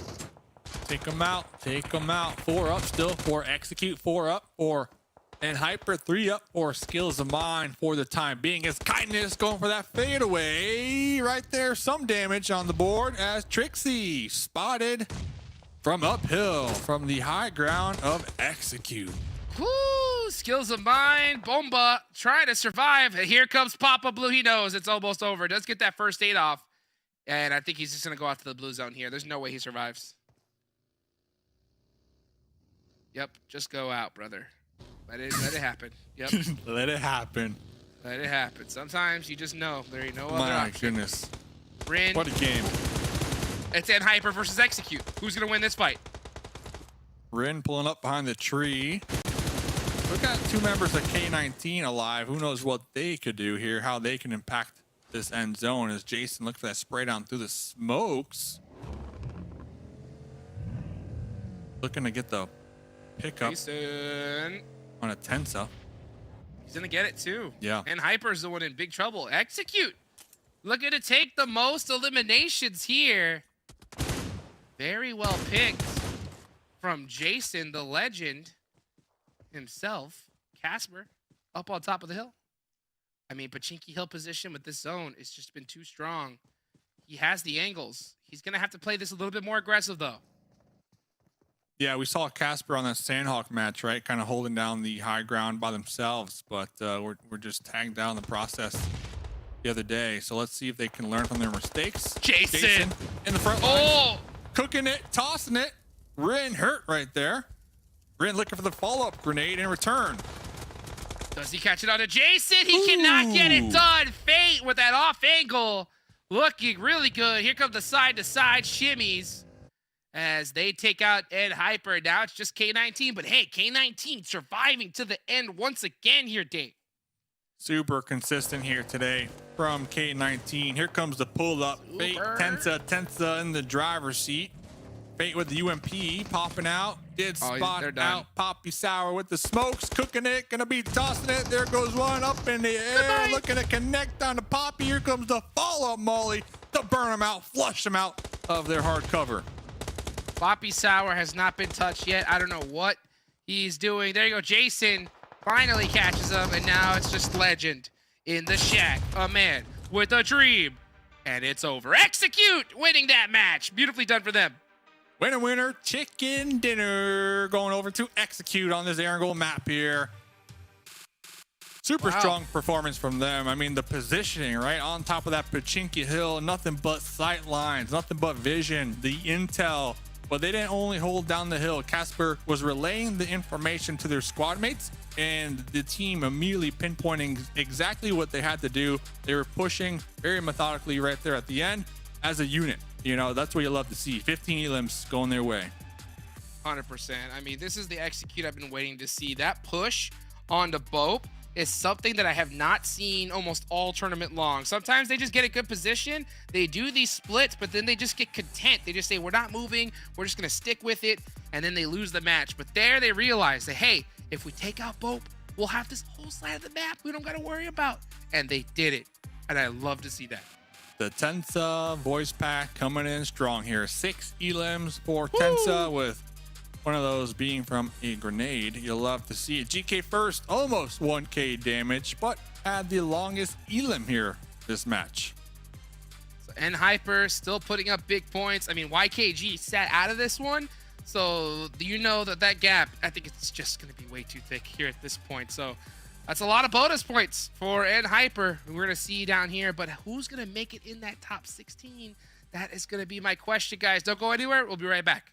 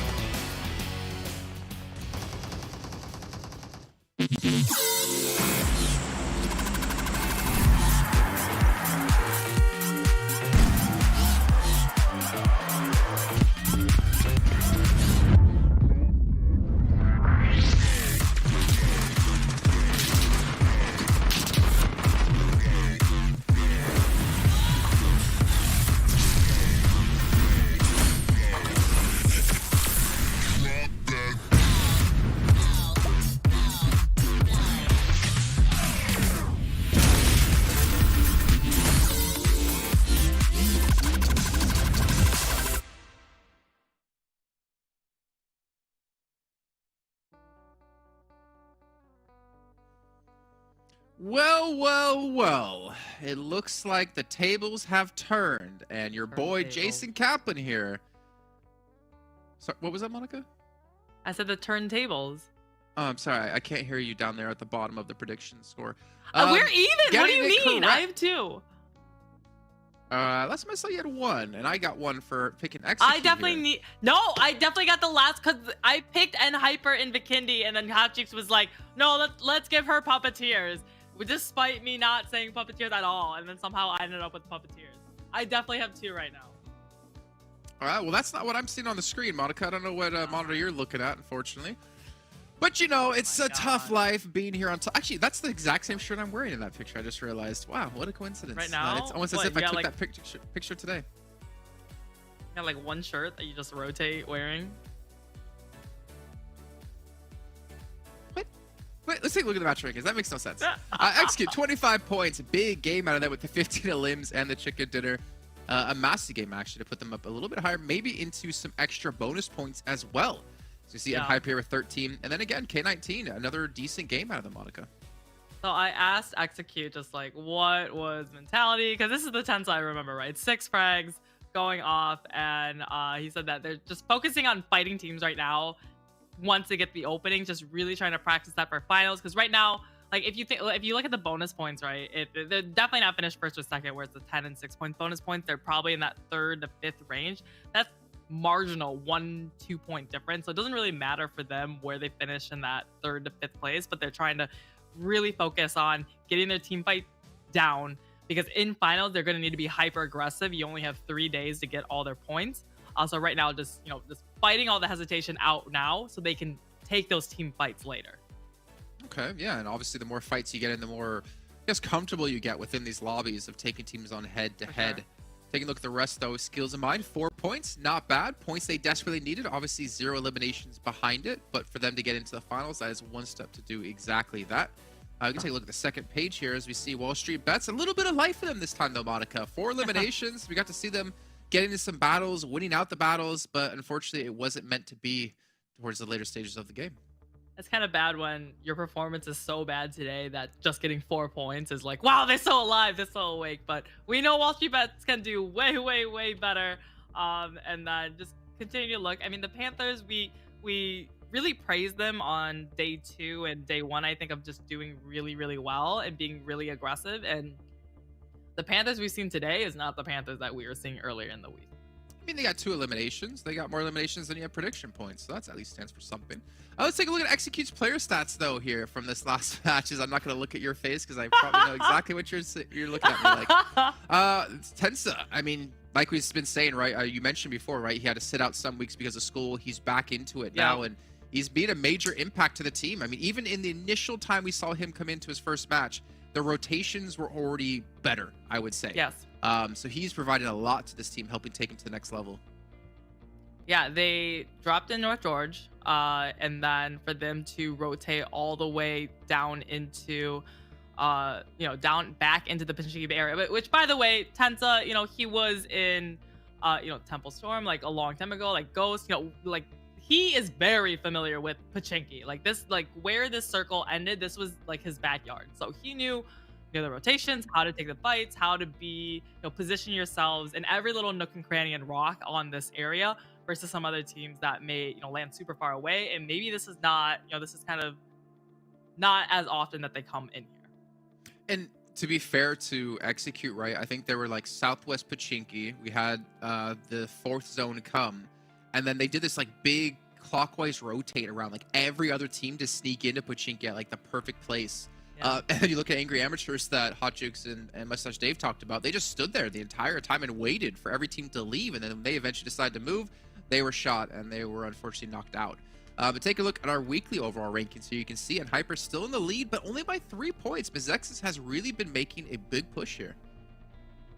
YKG slowly falling down for sure because they were in, I think, 2nd, maybe 1st or something like that. And then, yeah, slowly just been falling down. YKG I haven't really seen like a huge standout game from them, I guess, like today. But yeah, the big gap, that's almost a 20 gap between them and Hyper. And I mean, they still have some time to go. We still have what, 2 match or one more match? One match left. It's time. One match left today. Not for and Hyper, then, though. Yeah, exactly. And then 2 more days for the rest of this week. Yeah, it's getting tough here, and we're going to have to ask ourselves at some point, which honestly isn't fair to be asking for YKG. Are they starting to fall off because they've been so consistent and so good, to be honest, this entire event? But I hate to see for them to start to trip up now towards the end of the league stage and go into the finals a little bit flushed, a little bit frustrated. But luckily, all the teams have a good period of time. I think it's around 4 days before we get into our finals. But we don't have 4 days. We don't have 4 hours. We don't even have 4 seconds because we got to throw it over to our commentators to kick off our final match of the day. Let's get it going, baby. One final match. And Hyper sitting out of this one, but they have had one heck of a day. But speaking of day, it is time for 600 UC, baby. Go get it right now. PUBGmobile.com/redeem. I hope you already have it all typed in because you know what, Dave? It's gone. It's gone. It is gone. By the way, have you had a hat on all day? All day. All day, baby. Hat Jukes. Hat Jukes coming at you hot here for the final game of the evening. Miramar, Day 3, Match 5, Week 3, PMPL NA 2023. Let's go. That's an intro right there. And look at this play path. The most beautiful one that you could ever ask for. Dead center. So these teams are going to be able to land in pretty much every single spot that they want to be. No excuse to hot drop here at this point, Dave. My question to you. Are we going to see some shenanigans? Are we going to see some of the teams at the bottom just give up and die early? No. We're not going to see that. No, I've been looking at BOPE all day, and for a good reason. Had a chance to talk to Paola, their manager, and she was letting me know, like, hey, the team has nothing but positive vibes heading into the next 3 days, and they are looking to qualify here. They got their eye on the prize here, and we can kind of see it. BOPE, they've been chugging along here. They've been chugging along. We saw them last game, a little hesitant on taking out that solo from MEZEXIS. But regardless, they have been acquiring consistent points here. And then on the flip end, SLR, that is not a team that, a lot of people would assume gave up because of their points. They don't look like a team that's given up here. I know they're not playing this game. Oh my But the gosh. 4 games that they played Hot Jukes today, they were always getting involved. Early on, looking to make plays happen, looking to get you limb. So I think the bottom teams are more hungrier than ever right now to qualify. Well, let's see if they can, because this zone is gonna be an interesting one. YKG landing in El Pozo, the highest loot area in this map, and they're gonna be well set up with this zone, because this zone might as well be Water Dave, because you do see a lot of mountainside in this circle, but that's not playable. So I mean, it is not, you can't even stand in it. So these teams got to get moving quick. Uber's here. Reppin. Uh-oh. Reppin said, I didn't even order one. I didn't even order one. Did Fang know? Does Fang? He has to know, right? Yeah, they're looking at each other. They can smell each other. There we go. Oh my goodness. The trap has been sprung. It might as well have been a gun to go off and start that horse race, as one of the members from Angry Amateur is going to go out. That's Reppin. Skrr cannot make it happen in this strike. The trikes are difficult, especially on terrain such as No Lambo. Miramar. No Lambo, no Bugatti. But looking at BOPE, you were asking me, the teams at the bottom looking to qualify, are they down and out? Are they in the slumps? And got confirmation they are, in fact, not. They're actually doing better than ever. Warmed up over the last 2 weeks, ready to go. Feeling a lot more confident in their team comms, their game mechanics, and just their overall synergy here. And we've been seeing it so far tonight, Hot Jukes. Yeah, we have. Can they make it happen here in this final match? That's the See question. them playing a very safe strategy, full running, not running close enough, in my opinion. I would much rather see them looking for some vehicles together, or at least separating in a way where they can at least cover each other in case one of them gets sneakily knocked. Still, BOPE just hunting down some vehicles. Team Mobility Gaming over here by Power Plant. Yeah. Not full running. This is a just calm before the storm coming here soon, Dave. Looking to clear the compound with a grenade over there. They're gone. They are gone. But going back to the original discussion of play zone number 1 having, I'm trying to eyeball it here. Ooh, what would you say? Like 30, maybe 20% of the circle just physically not even playable. A whole west side in the mountains. So will be interesting to see where teams who are not favored in the circle number 1, where they look to rotate through. And a lot of them here, they're looking to use these southern roads, as we are going to be tuning in with the Golden Eagles, looking to use this southern road that, of course, goes through Villa Del Mar. But right behind them, Skills of Mine, MEZEXIS. I wouldn't be surprised if we see Excuse and the Panthers also using this nice roadway to make their approach into the zone. The only thing for me, though, Execute. They love these zones. They love the high ground. They love setting up these choke points. So we'll see how many elims Execute can acquire here this game, Jukes. Execute have been doing a lot better tonight, by the way. 100%. I love to see Execute getting proactive, setting up these vehicle rotations, and looking to just set up against these squads. This is what I've been waiting for a lot of these teams to do. So hopefully Execute can catch these players off guard and get those early eliminations. They got to be feeling themselves after that last match, especially. Rocking that 2-2 split on both mountaintops, though, is interesting as they look to set up a rotation choke point camp with all these opponents. Oh, Kai! that's my truck. Kai said, I'm out of here. Nope, you don't got it, Kai. Uh-oh, please do it. Please do it, please. Oh, Back tire. Imagine. Take that. I mean, the truck it's smoking. it definitely is smoking. And he is out of there. So Rise just on the rotation. Last game of the match.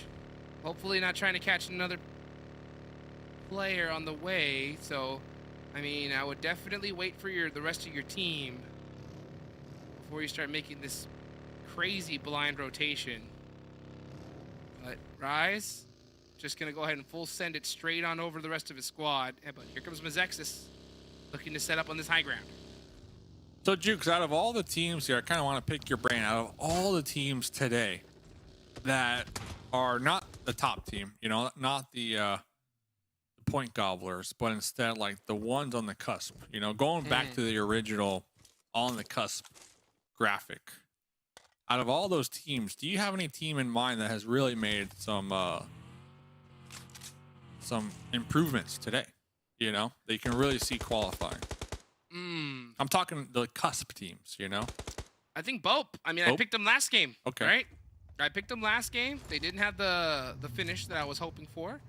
But still, right? I think that if they really just fire on all cylinders and are able to just tidy up their gameplay, especially when it comes to rotations outside of zone, I think they can do great things. I love asking you questions, man. I love it too, Dave. I love them too. I mean, this goes to your point, though, right? I mean, all jokes aside, you were just saying you want them to tighten up their rotations. Right there, yes, Sanhok, just Dave. full on sending it to this building. You have to assume there wasn't any scouting involved because their teammates aren't very far from them, right across the way. I'm assuming it right now, Dave. Yeah, and I guess in your experience, you know, because I know some people might think, oh, you know, these casters are being harsh, but like, what is involved with scouting? Like, what is the exact process? Rotations. No blind rotations. So if you were looking at a hill, right, you do not just drive up that hill and go past the hill, okay? You stop a few meters before you reach that top, right? You stop with your team, you full clear it, right? You run with your team over that hill, and if there's nobody there, right? If you're doing 3-1 and you have one in a vehicle, you have those 3 back up, have that one vehicle drive past, and then you have the 3 keep going. So you just keep leapfrogging little by little by little. You can't just like hard send it all the way in. I mean, that's just a recipe for disaster. So just a lot of stopping and going and just 360 scoping around the place, making sure your next move is a safe move. Yeah, Love like it. I mean, like Execute is allowed to, like Fate's allowed to do this in this area only because he has his teams, you know, team players up on top of that hill there, giving him those sight lines. But you know, like YKG right now, they're hungry. They are full sending it, and they caught Angry Amateurs here. Chico does go down, and sometimes that's the play, Dave. Right? Yeah. You need and to your point, eliminations. yeah, exactly. It definitely depends as well, like where you are in the overall leaderboards and how much risk you could truly take on. You know, when we're looking at teams like BOPE, they can't take on any risk. You know, they need to make sure to play extra safe to qualify. Same with Meta 4, as it looks like Versa on the outskirts right now of this gas station, trying to blow up the bus potentially right there. UMP Trey though from the opposite angle, M249 Versa with the pre-fire. Oh, Looks like Trey Blinky putting in a lot of work over here, while Versa kind of just keeping their attention on them. Good play from Team Mobility right here. There we go. There we go. Starting to step it up. You know, I played with Trey before, competitive back in the day. He's been in the scene for a long time. Really good guy. I'm just waiting to see his team just meld together just a little bit better. They've had a lot of changes on their roster. A lot of circumstances have been tough for the squad, but you know what? They are starting to make some moves here, Dave. Love to see it. Love to see it. And we did see the circle, by the way, Jukes. I know we were kind of deep in our feelings talking about, you know, the podcast or whatnot, but 50% of circle number 2. Boom. Cut right down the middle right there. Not playable. 15 teams, too, alive. So it's going to be messy. Let's just put it that way. Yes, it is. It's going to be messy. For those of you guys in chat that do not realize what we're talking about, if you just saw in that last scene before we just switched, that big mountain, that is what is on the western side of that map, and there's no way to get on top of it. But Alta, that one right there, Golden Eagles, gonna have to hold it down at this complex for the time being. Peralta looking for the heal over here. Skills of mine, setting up a nice little camperino on the east side of the zone. Wasted, somewhat separated from their teammates, has me a little concerned, and it looks like the Panthers are going to be right downhill from them, looking to take the fight. Next circle, once again, boom, boom, out there. West side, best side. So Golden Eagles are somewhat okay for the time being, but execute, Hot Jukes. I am loving their spot right now. All right, let's go. Let's see what Execute can do with it. They had a great game, right? In the last one, I was seeing some pushes that I have been waiting to see for so long. Even Monica said that this is the Tensa that she remembers. So can that continue here? That is what I am looking forward to. Let's see if they can hold it on to those. You see Kubi up there from Wall Street Bets just holding on for the time being. Skills of Mind. Been quiet this whole tournament. Looking to kind of hold on to the Panthers. Uh-oh. Panthers have vehicles, Hot Jukes. I am pointing that out, so Quan is going to be making the pull up right there. Here comes Poppy Nate right behind him. Oh, no, you do not want to walk down those stairs, but the kaboom! Oh! Grenade right there from Dose.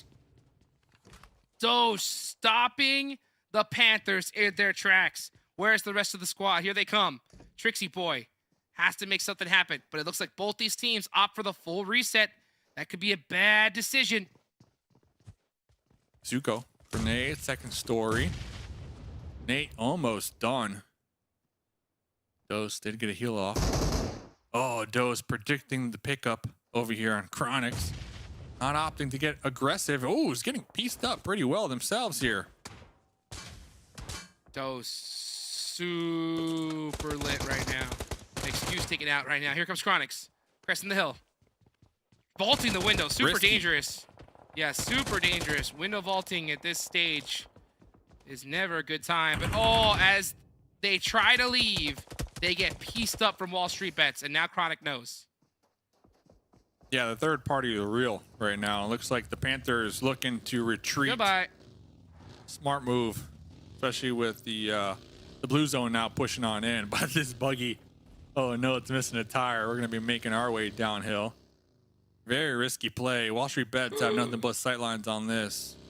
Okay, so the Panthers do have this little dip to work with now. But it's still very, very challenging position. Yeah, Chronic is kind of getting left behind right there as the buggy can only hold two, unfortunately for them. Exotic's got the mini. Looking to pick up possibly some stragglers from Skills of Mind. But with this zone, it doesn't look like they have any vehicles. It might just be that smoking truck. The only last vehicle available. Wall Street Bets doing a great job of just gatekeeping right now. They could turn it up, though. They could turn up the aggression. Remember, that line down the middle on the map, guys, everything on the left side of it is completely non-playable. Will we see the zone go that way? Make things even more interesting? It centers up. There's not a lot of retail here in this area, Dave. Just nothing but hills and valleys. A Yeah. couple little small dips as well. Golden Eagles are going to have to come down from the bottom. But, hey, dope. Hey. It's their time to shine. Dead center. Yep. Got to Their put some time points to on the shine. board. Their time to shine, but they have YKG up in the north. Looks like YKG trying to find the last member of Team Mobility, Blinky, trying to flush them out. Dope players are going to be making the move just a little bit towards MEZEXIS. The Panthers still a duo, still alive here. Wall Street Bets, that compound they're holding down, the gatekeep position no longer favored. QB looking to make the aggressive push to flush out the Panthers. M249, 150 bullets in the mag. Here we go. There's one and there's two. The Panthers getting absolutely shredded. Kubi getting shot right in return.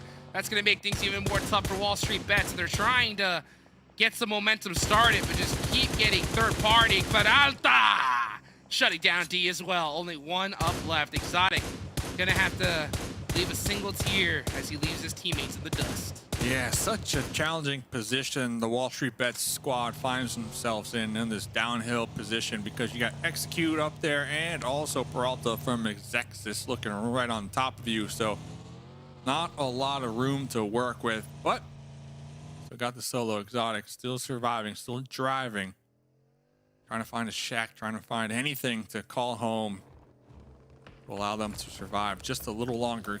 Get some additional placement points here. Casper with the Oh, they were taken out by inactive. Wall Street Bets. Yeah, I mean, MEZEXIS right now are just on a tear. 8 eliminations. They do have one that is not. Let's see what BOPE can do. Golden Eagles. I mean, BOPE, what are you doing in this spot? Maybe they just have not done the map research. and realize that there's no way up this hill, this mountain. Look at the crate. And oh, Yeah, yeah, even Beowulf said, Beowulf heard you. He said, oh, which crate? That one? What crate? That crate? There it is. Golden Got it. Eagles down to just a duo, but they do have so many live points to go with it. So 3 so far.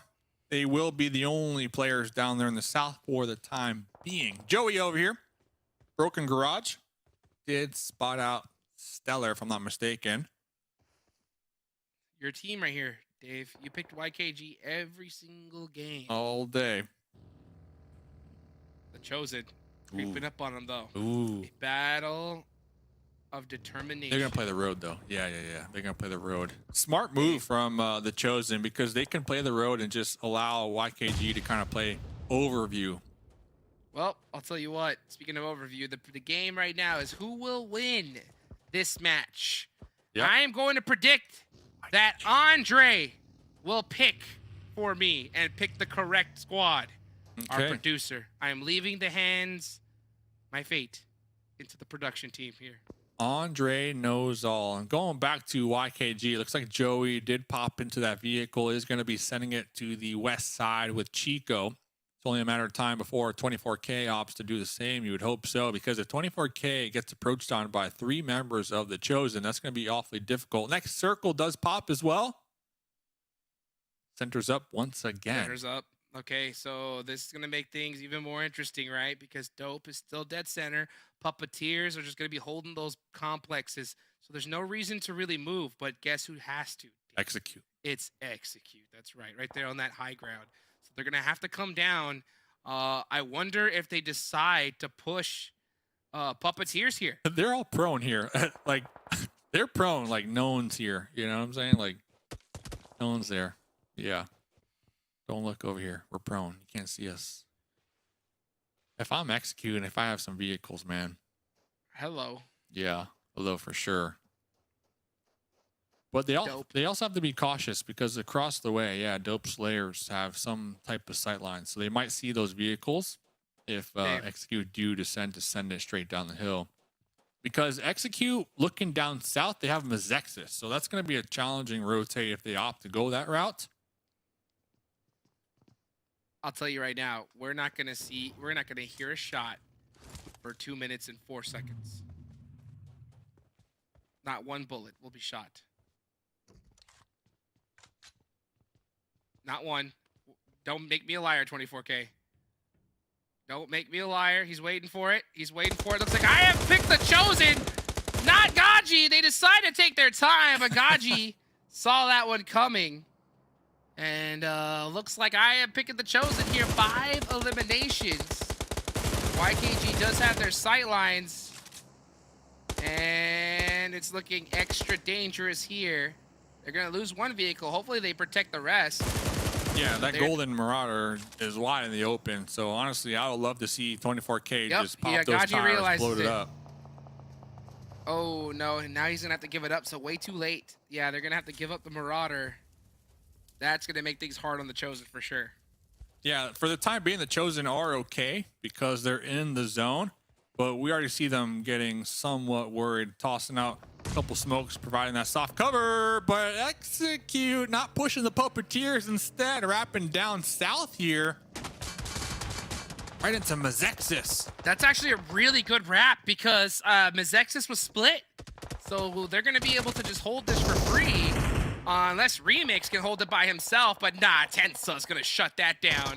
And that hurts MEZEXIS big time. MEZEXIS should have secured this compound a little bit more.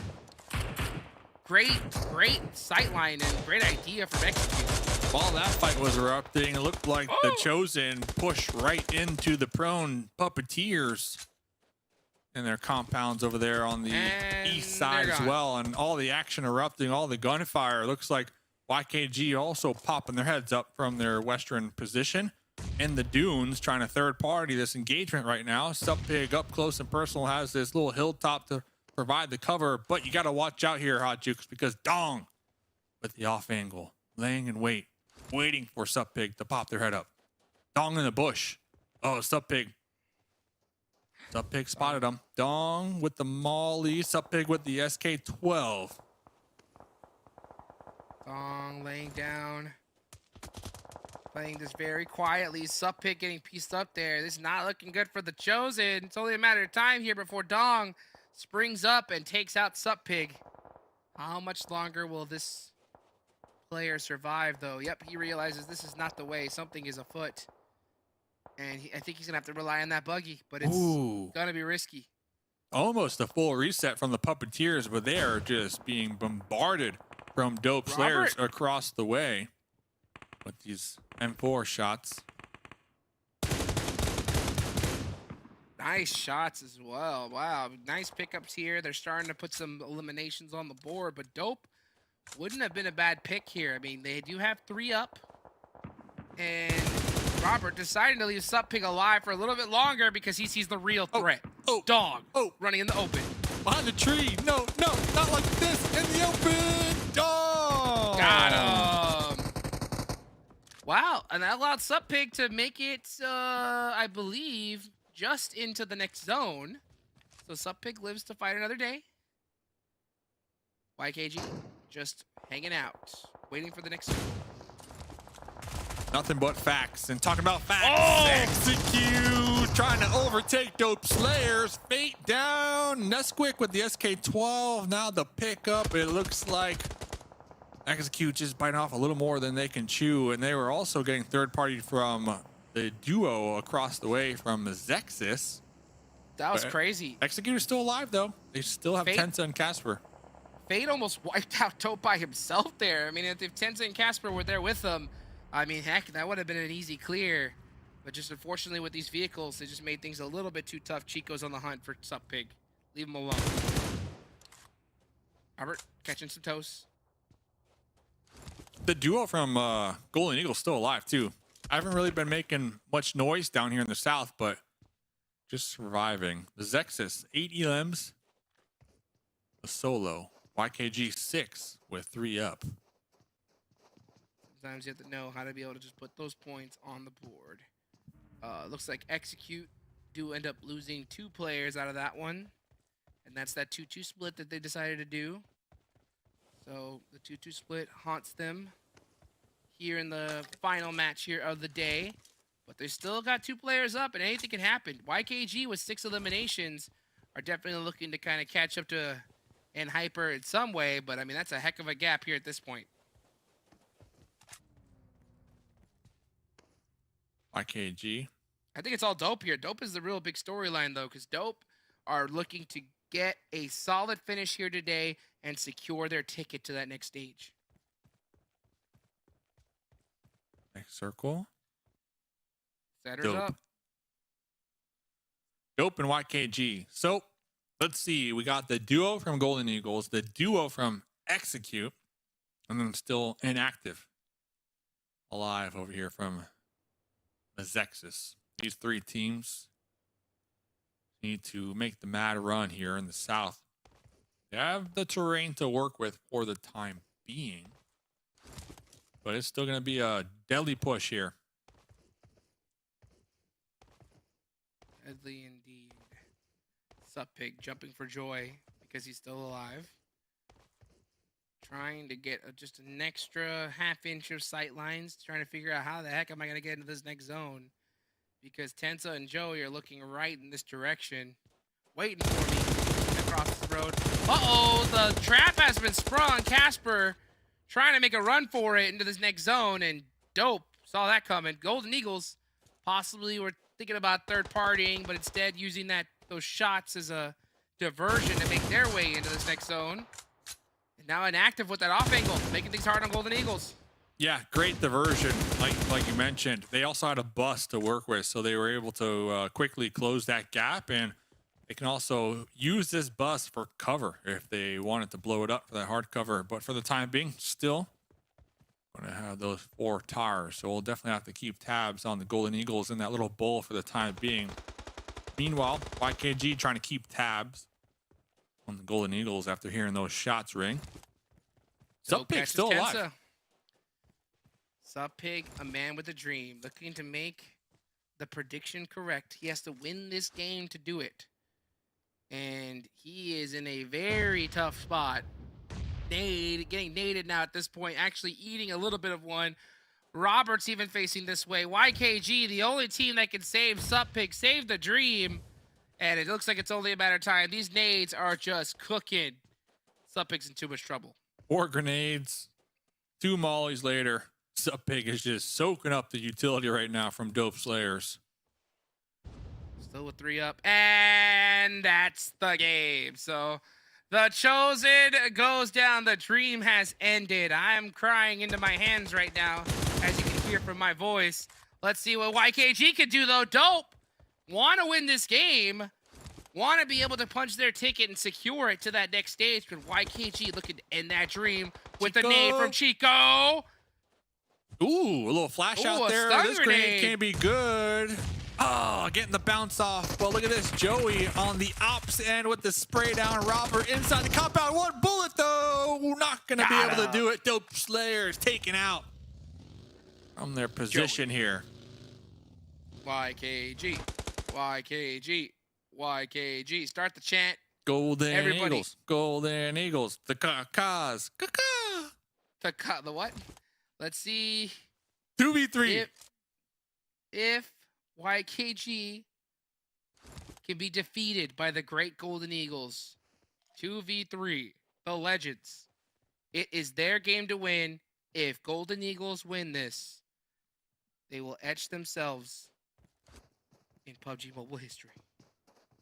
The whole time, though, 24K has slowly been crawling their way in for the off angle on the Golden Eagles. We'll have to keep tabs because Chico with the grenade, the pop-up, the M4, and it's up to Rise. Rise out there in the open, taking down Chico. Rise shuts down 1. Can he do 2 more, though? He's going to get that first aid off. He's going to go ahead and heal himself first. Let's see. Up. 24K Up, for 3. Up. Got the confirm. Bang. Rise. 1v1. Oh, eats that nade. Shots for 24K. Too tight. The peak's too strong. YKG winning the final match of this day. Wow, what a finish. YKG. More like, why not pick us to win? That's for you.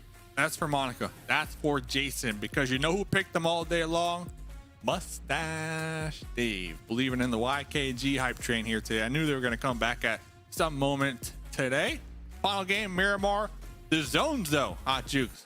The zones this game did not like anybody. That's a fact. Oh my gosh, they were brutal. Yeah, YKG just sitting down, hunkering down, and just moving methodically through that map, just piece by piece, just, you know, letting other teams take out themselves and just cleaning up everybody in the process. Beautifully done from them, and a great finish. YKG all the way. Yeah, and we also had a really good interview. Shout out to you and Joey. That was a really solid interview, kind of getting the ins and outs of YKG and how they operate and how Joey operates as an IGL. Very interesting take behind the scenes from them. Golden Eagles, 2nd place, also exactly what they needed. And I know we're talking about a lot of these teams who a lot of people think, okay, they're already solid. They're good to go. They're going to make the finals. But one of the important takeaways, they're trying to get as many bonus points as possible, because remember, you get the bonus points and those roll over into the finals leaderboard. So that's going to be like the main goal for a couple of these teams, while other squads are at the bottom just fighting for that chance to qualify. So ladies and gentlemen, that's it for us here today. Don't go anywhere. We got Monica and Jason coming right up.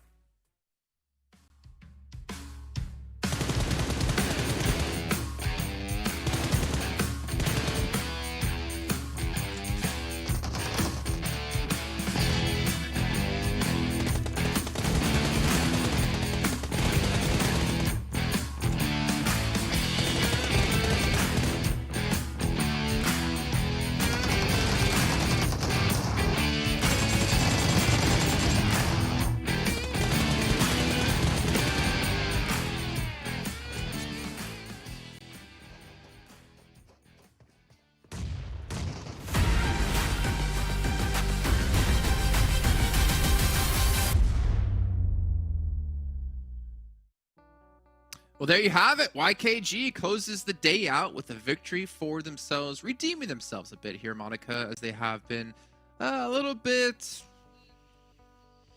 this day. That's my adjective. It's just how would you spell that, Jason? Like, how would you It's- phonetically well, spell you need that? to use a capital and then the big shout out here to Monster Energy, official energy drink partner here at PMPL, not only here for NA but for all, I think quite a few of the PMPLs around the world happen. I know EU is definitely one of them, so again, thank you to them for sponsoring and providing awesome stuff for this drink, awesome drinks for this event, I should say. Match rankings, let's take a look at this as we see YKG close the board here, close the door. All fate in hands, as Hot Jukes was saying, or my hands are in your fate. I think he did that backwards, or I don't know, maybe I did your it hands forwards. in my fate. Yeah, exactly. Yeah, Well, exactly. Perfect. YKG. Yeah, 21 YKG. points. Like YKG, not Hot Juice. Mustache Dave wore his YKG underwear all day today. You know, whether they were in or they were out, he was like, "I'm dying on this hill of YKG," and looks like it finally paid off. Both of us predicted YKG for this one, so 11 elimination points, really great for them. Even though they had 3 going into that 5th circle, I think it was just, you know, that they were backed by that huge mountain. There's gonna be nobody back then. They had literally half the circle was within their control. Yeah, the zones we had were pretty ridiculous. And then it kept setting up over and over again to get away from the unplayable area. And YKG just capitalizing off it, especially the crash up against Dope Slayers, who are doing a fairly good job here, like holding on to these positions and really defending it quite well. Looking down the rest of the list, though, Golden Eagles, it's been a while since we've seen them in top 3, I feel like, as they get themselves 10 points. MEZEXIS getting themselves another 10. The Chosen, Hot Juke's pick here, only getting 9. I thought he picked MEZEXIS. I thought so. You picked MEZEXIS. He picked the Chosen. Is that how? Well, it went? Andre picked the Chosen for Hot Jukes. Remember? I see. I see how that worked out. Okay. Well, they weren't number 1, and me and Dave are the ones up on top. But bottom of the listings, though, we saw some pretty unfortunate. Like the Panthers. Like I really don't know what happened today. Like what was their? I can't remember a single like good game from the Panthers. Well, you know what? We got to hear Dave's Eagle sound. Can we hear your Oh Panther yeah, sound? Wait, you put me on the spot now for this. Wait, is it's like, no, I'm not gonna do that. Okay. Well, from how I don't know what kind of eagles that Dave has on his side of the country, but they definitely do not go caw. So whatever Panthers that Dave has on his side also are probably gonna make some weird noise. I mean, to be fair, at least he gave a voice to the character or to the creature. You have yet to do that for the Panthers. It's like a little cat noise. I have 2 cats, okay? Like they probably just make like little cat noises that are maybe like a little You bit louder. can never again criticize Dave for his animal voices. Okay, I don't know what Panthers you have up in Wisconsin, but Panthers where I'm from definitely don't sound like that. Let's take a look at our overall rankings though for the day here, for the week I should say, as we're not going to take a look at the general overalls until tomorrow to keep a little bit of excitement in your guys' mind. We can see MEZEXIS actually taking the #1 spot right now. So even though they only have 2 chicken dinners across all the days, it's just like look at their elimination points, just right on par with YKG, just even better than N Hyper, and then yeah, so they have that 3-point lead above YKG, but I think that just shows like the consistency level, just the really high fragging. It's just MEZEXIS is just it's all clicking together for them right now. It is, and again, perfect time to do so. But can they maintain that with 2 more days to come? Can they get themselves the 10 bonus points here for the placing at the end of this week? Potentially, would that bump them up even higher in the overall bonus points that are going to happen once this week is done as well? But looking down the rest of the list, Execute have made a good push today as well. Tensa playing today, really seeing the results within their team with having them on the team, or on the roster, I say. Dope Slayers as well. Again, quiet kind of killers. I mean, we see them a couple of times in the end zones, but they seem to just consistently get a lot of points whenever the matches do happen. And then the Panthers, 8th place. They're still holding on, but I think most of those points came from 1 day and 1 day alone. Yeah, they just, I mean, it's just kind of really flying under the radar after their really stellar performances the first couple days of the week. For the second half, though, I want to see for, let's see, Golden Eagles. Yeah, another one of those teams that, you know, like they have the potential, but just sometimes they just fall a little flat. That's true. I have heard that birds sometimes fall flat. No, I don't know where I'm going with that Onto the one. ground. Yeah, we don't need to bring that up Eagles. again. Phoenix, another bird there we saw over in about 12th place. But take a look down towards the bottom. Skills of Mind 27, Angry Amateurs 27. I bring them up again because Skills of Mind it was 15th place and they're still barely holding on to it at the moment. But Excuse and BOPE, take a look at where they are, 23 and 30. Or sorry, 42 and 40. They are tied in overall points right now. The decider coming from those placement points out of Excuse. Yeah. And if we look even further below that, we have Men of 4 and Super Lazy Reflex actually tied right now. I guess tied for last place, and then also a tie between Skills of Mind and Angry Amateurs. So definitely widening that gap between 16th and 17th place, with like a 13-point difference, which is not out of reach. But these bottom 4 teams are starting to there's starting to be like a big foray right in between them. Yeah, it's getting unfortunate times, but there's still 2 days left to go here. Monica, prediction time of who the MVP of the day is. Now, there's no points awarded for this one, so don't worry. I'm not going to take away any of your points. I'm not also going to give you any points. But do you have an MVP of the day without looking at the stat database? I think it's going to be someone from MEZEXIS, and I'm going to guess Peralta. Okay. All right. That wouldn't have been my guess, but let's see who the MVP is going to be for the day. And if it is Peralta, then you were cheating. Dang it! Oh, you got the right area code, right? You got the right team. Right zip code. I get like half a point for that one. No, remember I literally just said no points for this, and I won't take away any points for this. So don't go try to. How add did on you get 0.5 like points. a bogus half point yesterday? It's because or 2 days yesterday we were ago? giving half points for people who guessed the MVP Oh my correctly. God, making up rules. Hey, I'm not making up rules. I'm just doing with whatever has been given to us. Okay, I'm trying my best. You should try it as well, Monica, with your predictions. I should be in the lead for predictions. Okay, there was some like production. Can we weird take care of things this? happening Can we take care of this? Can we do that real quick? That'd be great. Be fantastic.